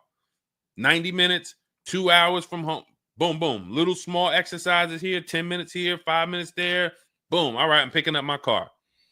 So that's why we have the success stories that we have, because of the fact that it's a focused step-by-step book. Okay? So you can get your copy in my TikTok bio, my Instagram bio, the YouTube comments, or the Facebook comments. It's 75% off. That's the welcome offer. It's normally $97, but you can get yours for $24 as long as you get to my bio and Instagram, TikTok, or the YouTube comments or the Facebook comments before that 2 hours expires. This is Brian, just got his first ever lease using the book. Thank you, Brian. 2025 Honda HRV, $30,000 car, $395 a month. That's a 1.2% ratio. No money down. Initial quotes from that dealer was $434, and he used the counter offer calculator and got it down to $395. So that's his best offer, not to be confused with his only offer.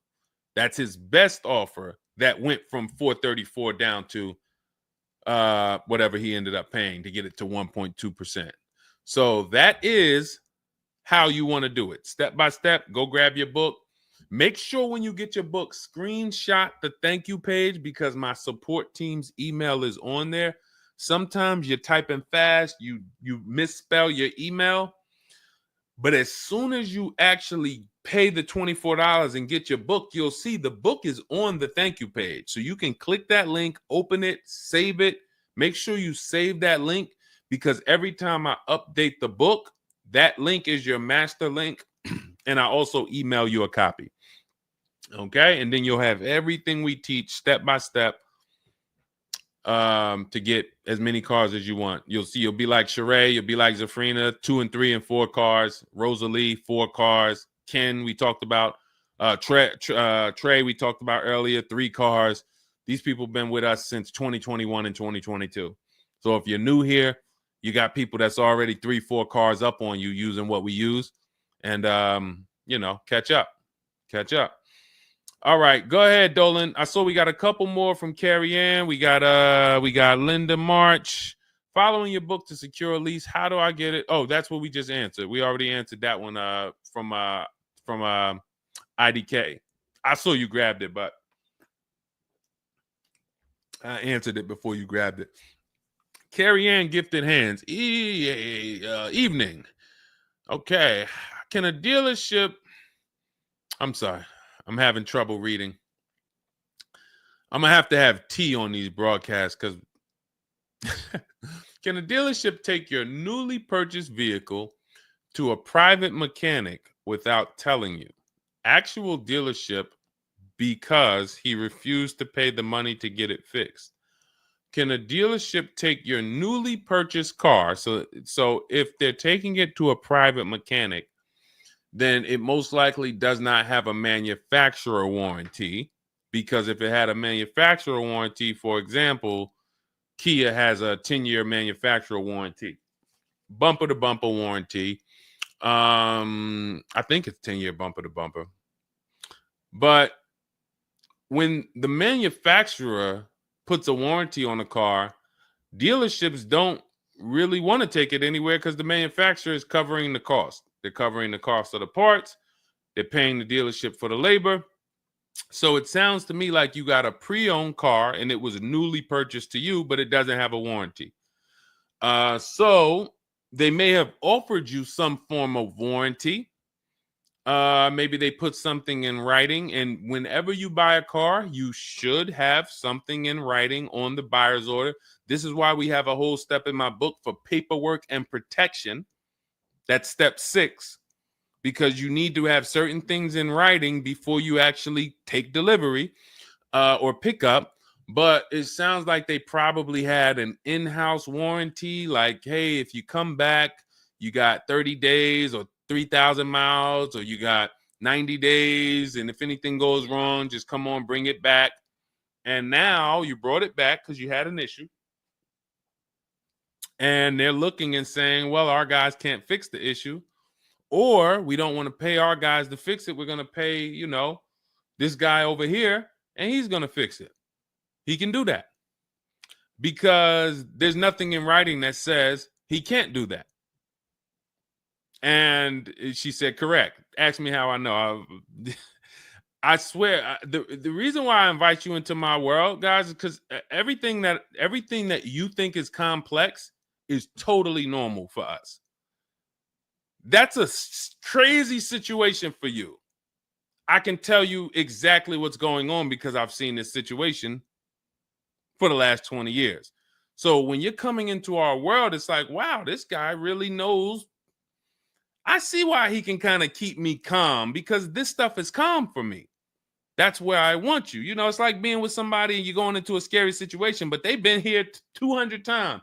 Oh, it's dark back there. No, nothing ever comes from back there. When we get up here, you're going to hear some sounds in the bush, but that's just little raccoons and they're harmless. They actually like, oh, okay. You start to get more comfortable because the other person has been here a lot.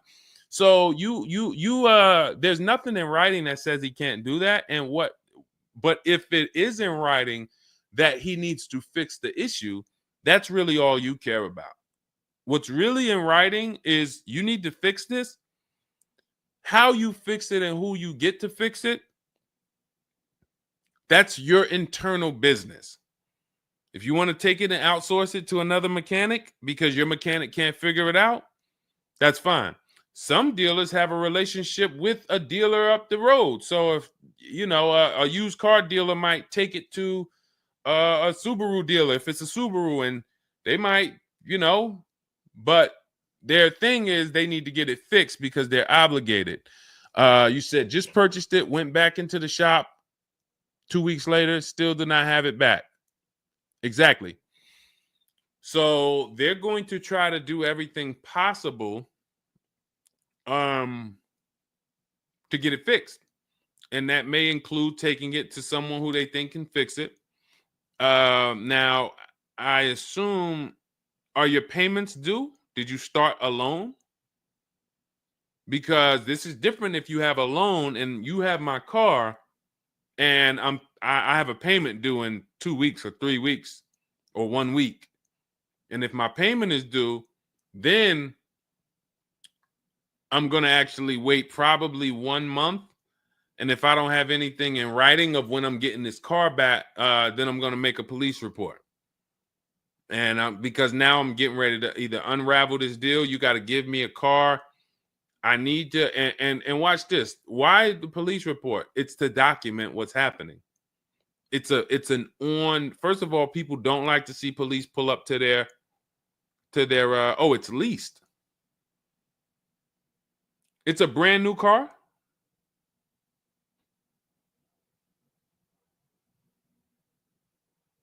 It's a brand new car. Most leases are brand new. In which case, a private mechanic shouldn't be working on a brand new. No, it's used. That's another reason we don't lease used cars. That's uncommon. See, that's what I was saying. Leasing used cars is very uncommon. No competition, warranty issues. This is why it's not a mainstream thing. And this is why it's not something that I recommend. But I don't say it's not possible. Because when people say, oh, Deshone, could you lease a used car? I'm not going to say, no, you can't. But what I'm going to say is we don't. Now, you have is there a warranty in writing? Did they write something on, because now you pretty much have a payment on a car that's used. That what is the warranty? What did they put in writing that they would cover if something went wrong? They had to put something in writing because they're covering it now. Or they have to fill some form of obligation. You paid 2 payments, but what warranty did they give you? Was it a certified car? Because that would give you a year warranty from the manufacturer. But again, I don't think you have a manufacturer warranty. In fact, I almost know you don't, because they wouldn't be taking it to a private mechanic if it had a manufacturer warranty. Originally 32,000, at the end 62,000 through. Originally 32,000, at the end 60,000 through Exeter. Yes. Well, I mean, originally 32,000. I don't know what you mean by that. Is that your mileage? I need to know. Did they put something in writing saying that they were giving you a warranty?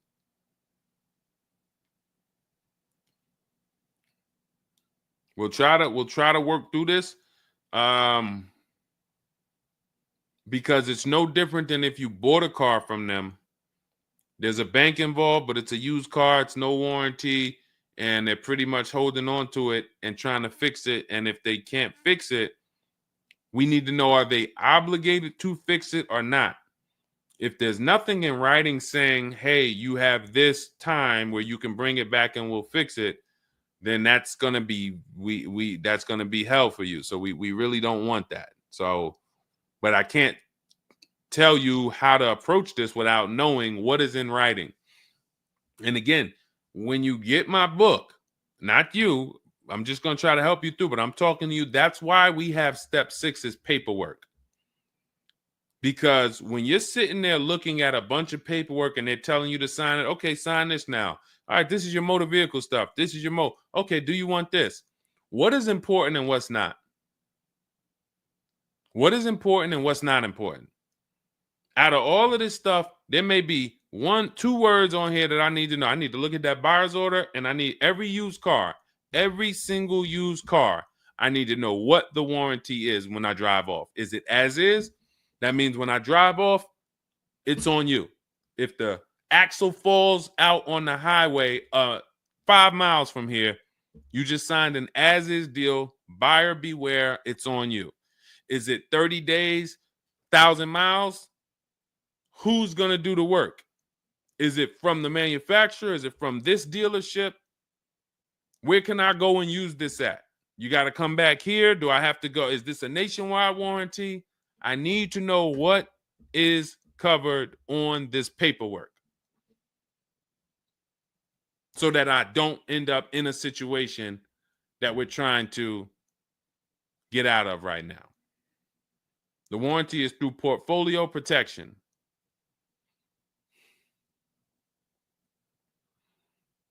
So it's a warranty. May not be a good one, but it's a warranty. So if there's a warranty, that means they're obligated to fix it. And if they're taking too long to fix it, and I have a payment, did they put you in a loaner car? Are you driving now? What are you driving now? If I bought a car with a warranty, and then it had problems, I dropped it back off to the dealership, and they had it for 2 weeks, and I have payments I'm still making on it. I just got it, and it's in the shop. I'm not going to let that car stay in the shop more than 30 days with no car. I'm in a loaner. Okay, so you got to just chill out. You got to just chill out. Hopefully the loaner is as nice as the car you got. And if the car and if that's the case, then you just chill out. It's not a mainstream program you're in. It's like a black market program. That's the best way I could describe it. These companies that lease used cars, it's a black market kind of behind. It's not a mainstream thing. That's why all of these companies are small or like very little known name companies. They could go out of business. Nobody knew. Who the heck were they? Nobody knew. portfolio such and such went out of business. I never even heard of them. Who are they? Because they operate in the black market back there. So the general manager refused to pay the $4,300 for the corrosion on an important part. Again, what's your payment on the car? I just want to, I think this is a valuable lesson. They've had my van since from June 19th. Oh, they've had the van for that long? And you've been in the loaner?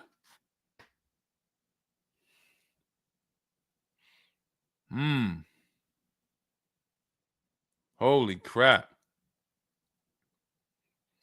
All right, what do I do from you? What's your payment on the car?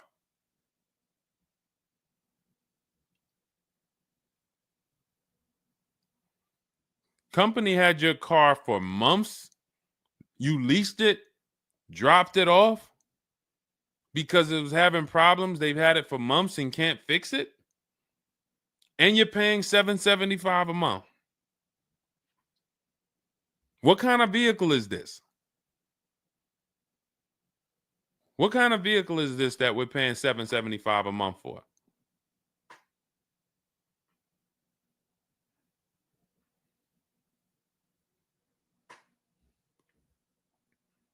I just want to give you some time to type. I mean, I like to try to give you, I like to try to give you a like, what would I do in this situation? And then you have to realize that you can never put yourself in this situation again. Pacifica, a Chrysler Pacifica. It's just getting worse and worse. $775. Do you know what you could be driving for $775? See, the used car leases. Why the used car leases? They don't even make financial. It's not even like a huge financial win. If you'd have told me I'm driving a Chrysler Pacifica and it's $300 a month, $250 a month, then I'd said, okay, well, maybe they're giving you a stupid deal. But I could show you 5 cars for $775 a month that are $80,000 and $90,000 cars, brand new cars. I'm sorry, for $775 a month, I can show you $775, $60,000 cars, $55,000 to $65,000 cars, no money down. I also traded in a Buick and they gave me $2,000 for that. Listen, dear. All right. They want to keep you in the car. God, how can you get out of this car? Oh man. And just so you know, some situations you can't get out of. So it's not like there's always a way out. There are some situations. That's why the reason why I want you to have my book, 7 Steps, Cars from Home, 5-star rated, Google it. The reason why is because you're not going to, once you sign that paperwork, it's not as easy as you've been taught to just get out of it. If it's a bad deal, if it's an overpayment, you go switch your car, it doesn't mean you got out of that deal. You just got out of that car. You rolled over the negative equity to this deal. Car deals are like, once you sign them, the damage is done. And then it's about, all right, what's the best way to get out where I lose the least amount of money on this deal? But I'm going to lose. Negative equity, it's going to be there. So it's much better to arm yourself beforehand than to say, all right, I'm in this situation now. How do I get out of it? Because some situations can't be gotten out of.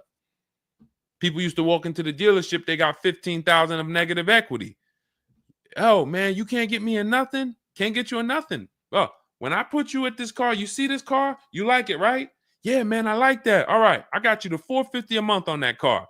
That's a good payment. Absolutely, man. Come on, I'll take that right now. Okay, now let's bring your $14,000 of negative equity over. Yet $450 a month. That goes up to now $700 a month. Oh man, shoot, man. Yeah, nah, that I can't even afford that. But hey, here's the bad part. Even if you could afford it, the bank's not going to approve it. So it doesn't matter if you could afford it because the bank's not going to approve it. So you cannot get out of that car. So that's why you arm yourself now. That's why I'm telling you, before you need a car, before you go sign the paperwork, make sure that you are armed with the right information. So now, if in this particular case, and you have a cosigner, you put a cosigner on here, told us to wait 6 months, and then we can switch owner names and info. Every time I think this can't get worse, you make another comment, and it just gets worse and worse. They called me in yesterday to pick it up, and the same problems were present.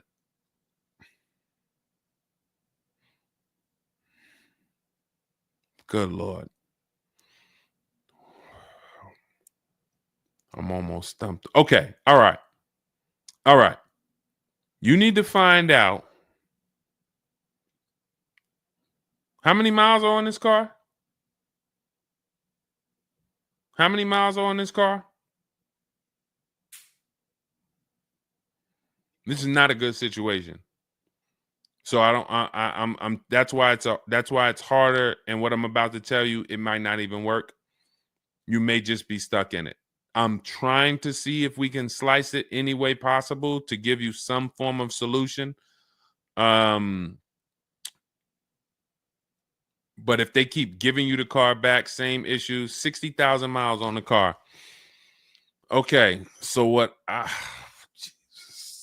would do is you call and get the payoff. It's gonna be low. I mean, it's gonna be high. Call and get the payoff because your payment $775. I'm trying to see if you can sell your way out of it. Can you do a lemon law on a used car?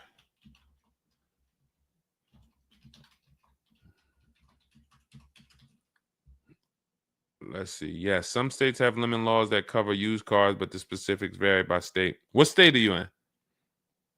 If they can't fix the same issue, but it's an aftermarket warranty.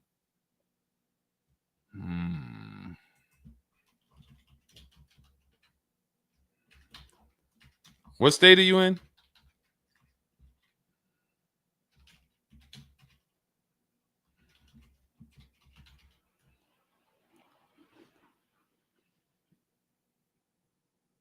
Maryland.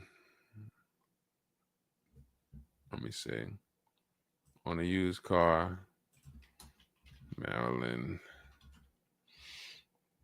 In Maryland, the lemon law primarily focuses on new cars or lease cars.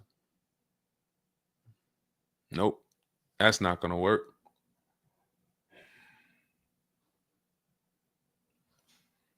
Jeez. I'm gonna be real with you. You could shoot me an email. I don't know if you can get out of this. You know, a contract is binding. You signed a contract. And let me tell you this. I don't know if you can get out of this without losing. You could just stop paying the car, have a repo on your credit. A lot of people will do that. I'm going to drop this car off, take your car back, voluntary repo, credits tore up. Not a good solution. It's going to cripple you from moving forward with cars. It's going to make it hard for you to get your next car. And then when you get a car, it's going to make that deal is going to be bad. Geez, how long is the lease? So this is just for those of you who are just joining us. We have this young lady got she leased a used car. Don't do this. And again, I'd like you to email me. Maybe I'll think of something that will come up as a solution. But you know, I trust you're gonna learn from this.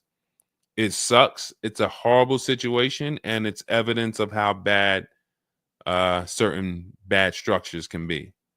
Because and again, I know some of you who've joined me for a long time, you may be used to, well, Deshone has a solution for everything. Not everything. There's times where you are too buried, and the only thing that will heal the wounds is time. That's the only thing. The deal is done. You have to pay down the deal. And then in a year, 2 years, you might be able you might be able to make a move, but you have to suck it up, bite the bullet, and we might be able to lean on them to get the car fixed. 78 payments.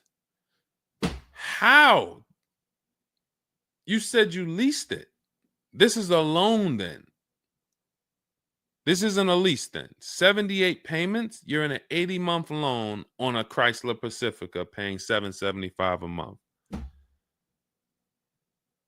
It's not a lease, that's a loan, and it's 8 years that it's 7 years. 7-year loan.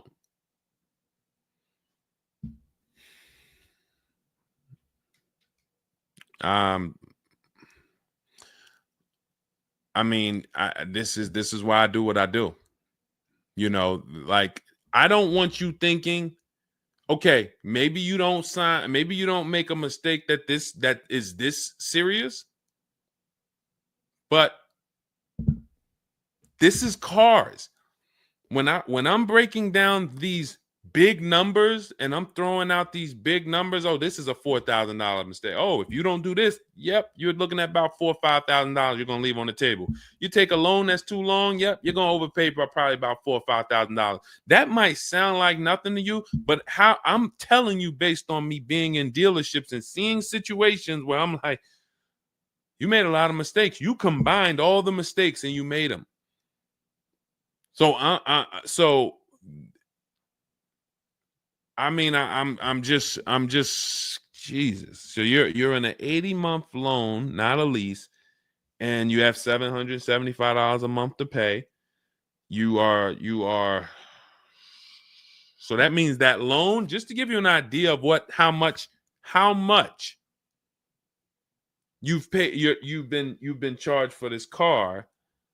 It's $775 a month times 80 is $62,000.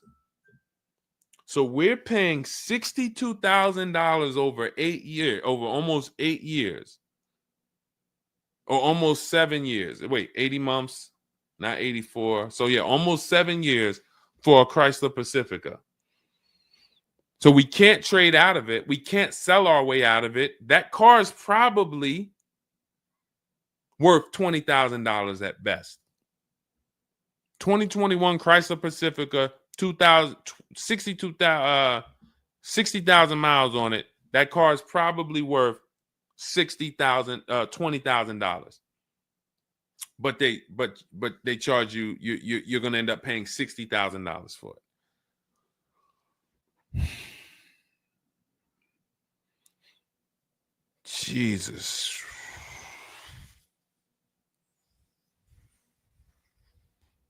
Most people will let the car go. Most people will let the car go. I don't. If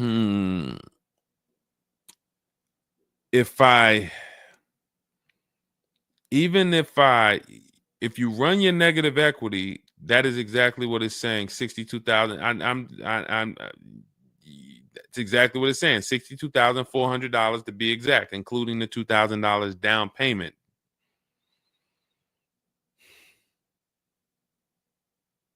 What's the name of this company that you did business with?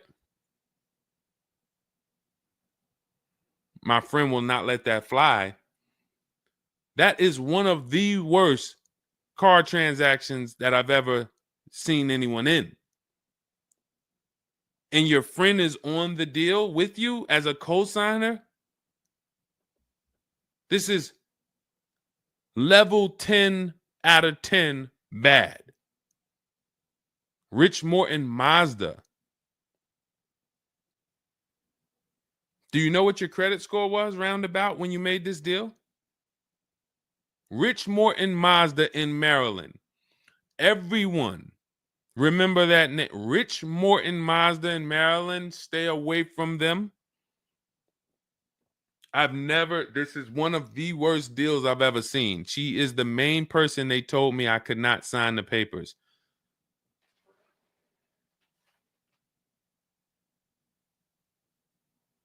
Oh. We wouldn't be friends anymore. Now, here's the truth. Nobody pulled the wool over anybody's eyes. We looked at these numbers. She didn't say to you, wait, these numbers look crazy. I'm not signing them. You're not getting this car. Both of you went in there and signed these deals. So let's I'm not even going to say she's the friend, but nobody's going to say, well, y'all tied me up and held a gun to my head and made me sign those numbers, and y'all didn't even read those numbers to me. So, but, jeez,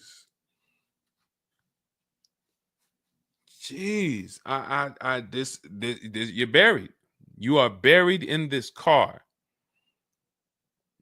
The only way, and what's crazy is, even if you voluntarily let it go, you ruin your friend's credit. Because she's the one who signed for the car. Bad, everything bad. I wish there was a silver lining that I could think of. What I would do is I would find, you need to find out how upside down you are. You need to go on CarMax, write down these 6 sites, write down these 6 websites. You need to go on CarMax, Driveway, Kelly's Blue Book, Cash Offer, Auto Nation, Carvana, Car Gurus, Cash Offer. And you need to see what that car is worth. Let's say they say the highest offer is $25,000. $25,000. The total of your payments is not what you owe. That's what you would have paid after 7 years. You need to call the bank and you need to get the payoff. That is what you do tomorrow morning. You go on those websites tonight or today. You find out what this Chrysler Pacifica is worth. And then you call the bank tomorrow or the next or whenever, and you get the payoff. And you need to know what that gap is. If that gap is $25,000,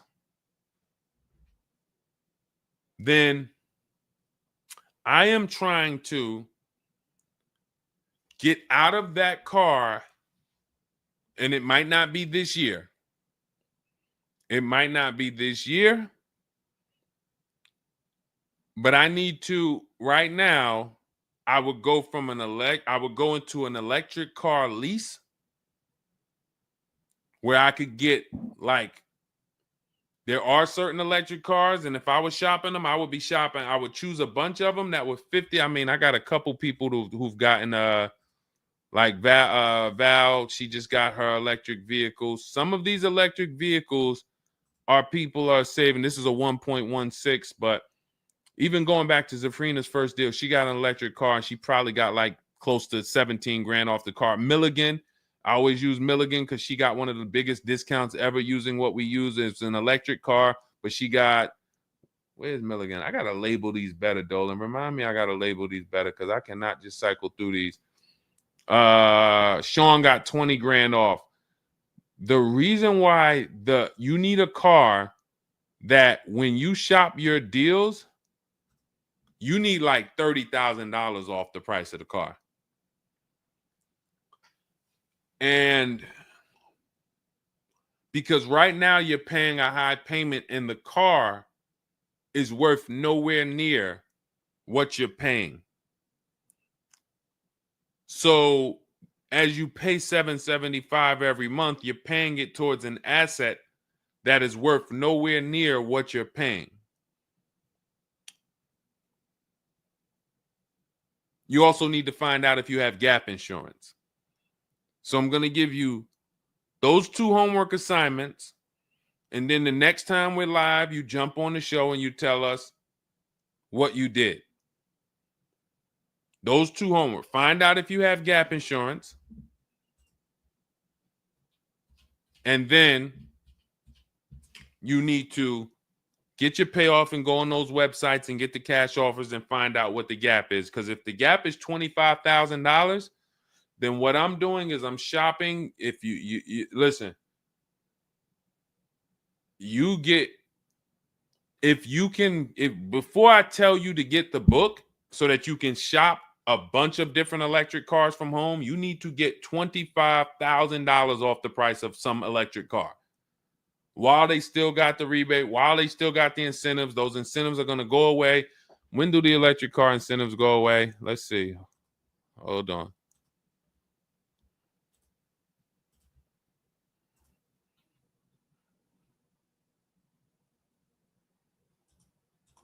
Hold on.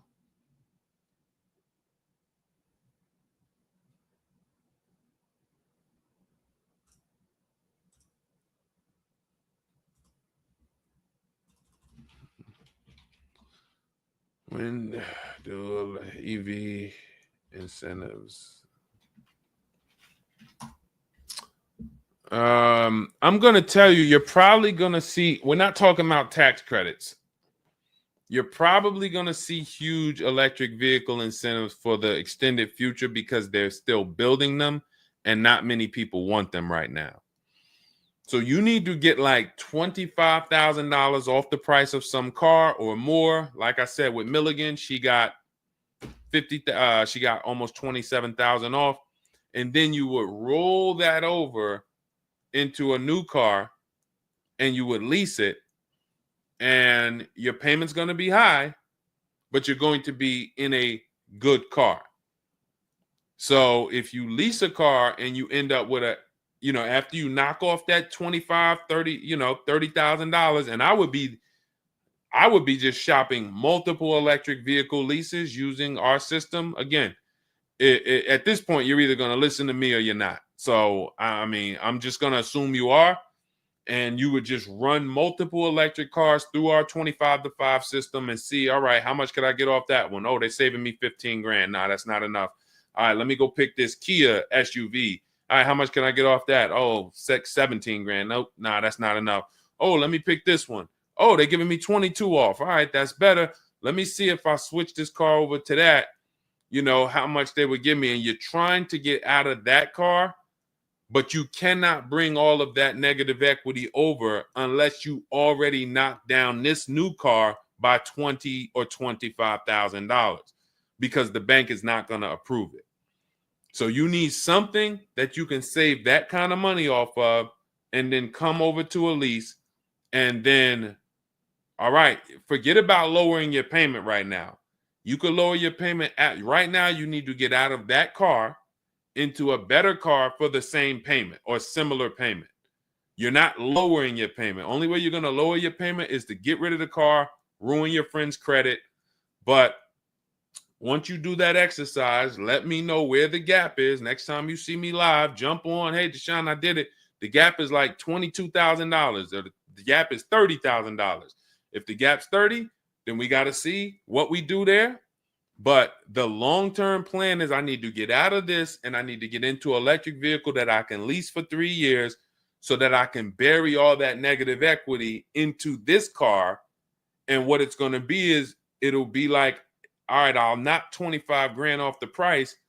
Normally my payment would be stupid low, like $250 a month, because I just knocked 25 grand off this, but I'm actually just putting the 25 grand from this Pacifica back on there. So it's still going to be around 700-800, but I'm driving a brand new car. And then once my 3-year lease is up, I can actually be done with this versus being in this for 78 more months. All right. So next time I'm live, jump on and, tell me you did the homework and we can see if we can actually, try to get you to some form or fashion of some type of end.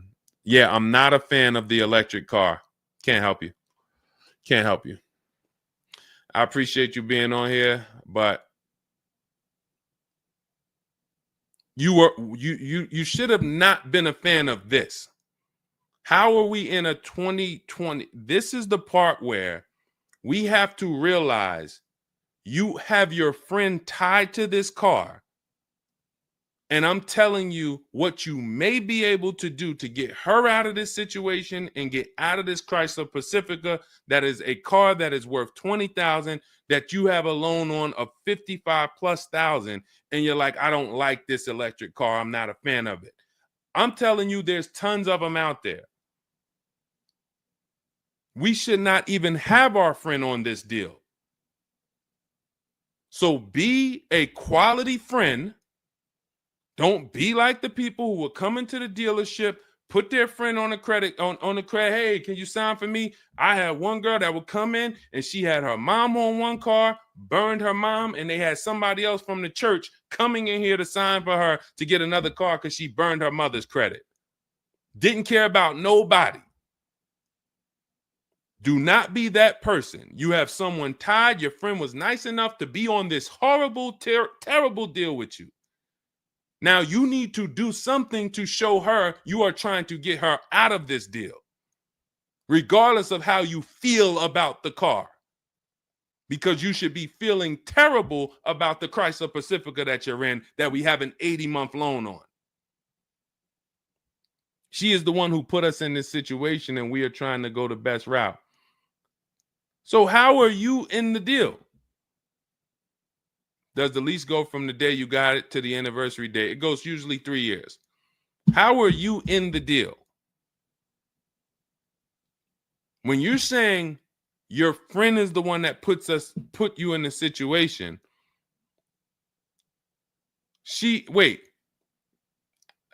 in one breath you're saying, believe it or not, she's the one who encouraged me to get it.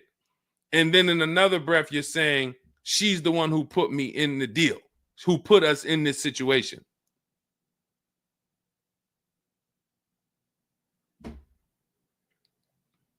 I don't care who put you in the situation. It's a horrible situation. So if you want, that is the only solution, and it may not even work. So let me just be clear. Lots of people on the show, they seem to be very interested in your story. This is a very interesting story. There's not many times I had to jump on this show and hear something where I'm like, you're probably not going to end up with another car. You're probably going to be stuck in that car for at least 3 years, paying down the balance because you owe too much on it. And maybe you can lean on them to fix it, but there's no lemon law, so it's not like you can actually put it through a lemon law. So you might just be giving it back to them to fix, giving it back to them to fix. But you're in the loaner and your friend's on the paperwork. So that tells me the car was for you. It wasn't for your friend. So your friend signed for the car knowingly, may have encouraged you to get the car. Yeah, girl, I'll do it. Listen, I want to see you win. Look. Maybe didn't know what she was signing, didn't understand. All right, you're $775 a month. Can you afford that? Okay, yeah, I could afford that. Okay, perfect. All right, I'm going to sign for it. Didn't realize maybe it was for 7 years. and didn't realize that, oh, shoot, you're going to be paying 60 grand for this car, and didn't know, oh, this car is going to be in the shop, but it's your car because you're the one in the loaner. It's not her car. She's not in a loaner. So there's only one potential solution where you could even think about getting out of this car, because no one can get you out of a car that you're $30,000 buried in. There's no bank. You could have a 900 credit score, never missed a payment in your life. No bank is going to approve taking $30,000 from this Chrysler and putting it onto whatever new car you decide you want.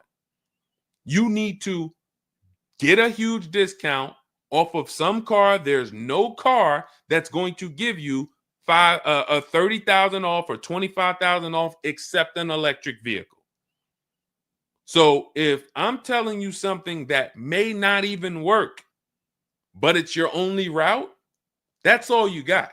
You want to come up with something else, repo the car, ruin your friend's credit, I got nothing to do with that. My only job is to try to provide and advise a solution to when people tell me, this is my situation, this is my goal. Normally people have 2 or 3 options. You have half an option. Like, you ever play spades? 1 and a possible, 3 and a possible. You have none and a possible. The possible might not walk. But I'm telling you, do this exercise, and then we can see if that possible will walk. If it doesn't, you got no books. You stay in the car, and that's your only option. It's a bad situation.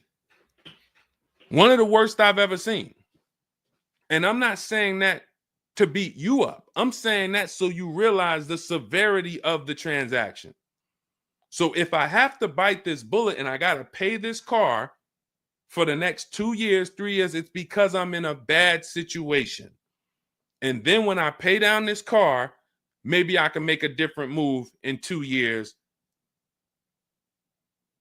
And then I'll be much wiser before I make my moves, so that I never end up in this situation again. Okay? So for everybody who joined, this was great. Again, my goal is to keep you from ever making mistakes. Every mistake you make on a car transaction costs you thousands of dollars. There is no the least expensive mistake you could make is getting gap insurance when you didn't need it. Getting gap insurance when you didn't need it, you just paid probably $400 or $500. You didn't need it. All right, you lost $400 or $500. That's the least expensive mistake you can make on a car. Everything else is thousands of dollars, $2,000 mistakes, $5,000 mistakes, and more. So you can avoid every mistake by having a step-by-step checklist. If it's in Deshone's book, I do it. If it's not in his digital book, I don't do it. So there's no way I'm going to make a mistake. That's okay, TJ girl. We'll be back tomorrow. If I'm giving you a checklist, check, do this, check, check. You're doing everything I say do. There's no room for a mistake. You're not following an almanac. You're following a checklist. That's why my book is called Cars from Home, 7 Steps to Saving Time, Money, and Avoiding Dealerships. Step 1 through 7, check them off. You do car transactions mistake-free. You don't miss any money with your financing. You don't buy bad cars. You don't do anything that you're like, oh, was this good? No, it's a checklist. So normally it's $97. It's a digital book. So you can have it in your inbox in about 5 minutes, and you'll get it for 75% off as part of our welcome offer in my TikTok bio, Instagram bio, Facebook comments, or the YouTube comments. There's a link there. Just get there before that 2-hour countdown expires. Once it expires, it goes back up to $97, which is still worth every penny. You spend $700 on a home inspection. Why do you spend $700 on a home inspection when you might not even buy the home? Inspector might come back and say to you, you know what? Hey, listen, I got the report for you. Just so you know, that roof needs replacing. Those boards, the electrical system in the back, there's a lot of stuff that's not up to code. And then in the basement, you got some water coming in through the foundation there. Listen, house needs a lot of work. Here you go, $700. You and your family might not buy that house. Do you say to yourself, man, I wasted that $700, man, we could have kept our $700? No. You say to yourself, man, I'm glad we got that home inspection, man. We would have been in trouble. So this is how we approach cars. This is how people who I show you throughout the stream approach cars when they're working with cars from home. They're like, I want to make sure that if I can spend $24 and get Deshone's book, and that is my form of a home inspection, that's me guaranteeing I don't make a bad move, then I'm going to go spend that. And if I miss the $24 price and it's $97, then I'm going to go spend that to make sure I don't go out here and make a $5,000 bad decision. That's what we hold ourselves to. Thank you, Stephen Nash. Good to see you. So go grab your copy before the countdown expires. Get it for $24 instead of $97. It's in my TikTok bio, Instagram bio, YouTube comments, or the Facebook comments. And then use that step-by-step. New cars, everything is in there for you to shop empowered, mistake-free, for you to be the prize. You deserve to be the prize. There is nothing else that you would spend $10,000 or $50,000 on, or some of you are going to get a $100,000 car. There's nothing else that you would go in spending that money on, and you wouldn't feel like you're the prize. You wouldn't go into the mall to spend $40,000 and say, y'all better get the velvet ropes. If you went into the mall to make a $40,000 decision, you'd be, hey, close this store down. I'm about to spend $40,000. You'd be bringing champagne out. All right, close the velvet ropes. Where's the velvet ropes? Everybody stay outside. This person's about to spend $40,000. But a $40,000 car, you go in and you'll take the mistreatment. You'll leave buyer's remorse. Not anymore. When you make the decision to get your book, follow these steps, you are mistake-free. You'll save all the money. And then when you drive off in your car, you feel like you're the prize. This dealer won my business. That credit union, that bank won my loan. This deal, buyer, Carvana, CarMax, Driveway, they got to buy my old car because they put the best bid up. Everybody won a bid. And that's how I know I won, because everybody competed for my business. I didn't beg none of you for anything. That's how we do. So go get your book. And if you want to get started and you're like, Deshone, you know what? Is there anything I can get started for free? Because I'm just getting to know you.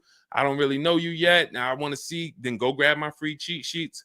Dolan will put a link in the comments for you guys. It's Deshone's cheat sheets. It's also in my TikTok bio, my Instagram bio. And you can see what we give to people who want free advice to get you started. But if you're like, no, give me the blueprint. Give me the bang, bang, step-by-step, start to finish. That's my digital book. Go get it. And carry in gifted hands. Please check back in with us. Let me know when you do that exercise how big that gap is between what the Pacifica is worth and what the cash offers will buy, what will pay for it. And then hopefully you can get to some solution. So I appreciate you sharing the story. I appreciate you being forthcoming, and certainly we'll wait to hear from you. Thank you everybody for joining us. We've been on here for almost 2.5 hours. It was a longer show, but I hope you all got a lot out of it. We talked a lot about all different things. Yeah, that's Denzel on the bookshelf. Absolutely. I got a lot of people on the bookshelf. I got Lucille Ball on the bookshelf. I got Miss Harriet Tubman on the bookshelf. Mr. Marcus Garvey. Who knows who that is?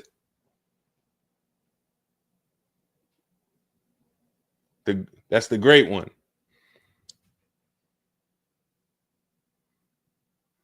Y'all know what it is. I only have the greats around me. Alexis Chu, you don't know who that was? Who could tell Alexis who that last person was? Man, you better get up on the honeymooners. Yep, that was, yes, TJ girl. Yep, Jackie Gleason. Yep, that is right. The great one.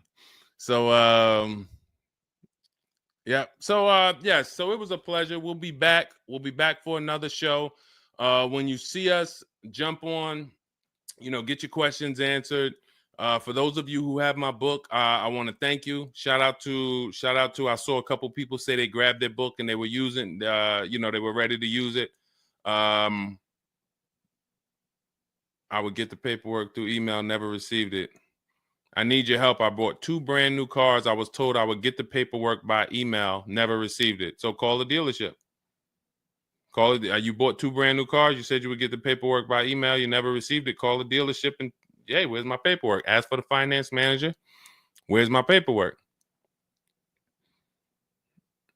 That's what you do. All right. So, all right. I'll let everybody go. I'm tired. I can't even get myself together. This is, I'm gonna jump off and we'll be back. We'll be back for another show. Make sure you get your book in my TikTok bio, Instagram bio, the comments, or the Facebook comments or the YouTube comments, and I'll see y'all on another show. All right. God bless you.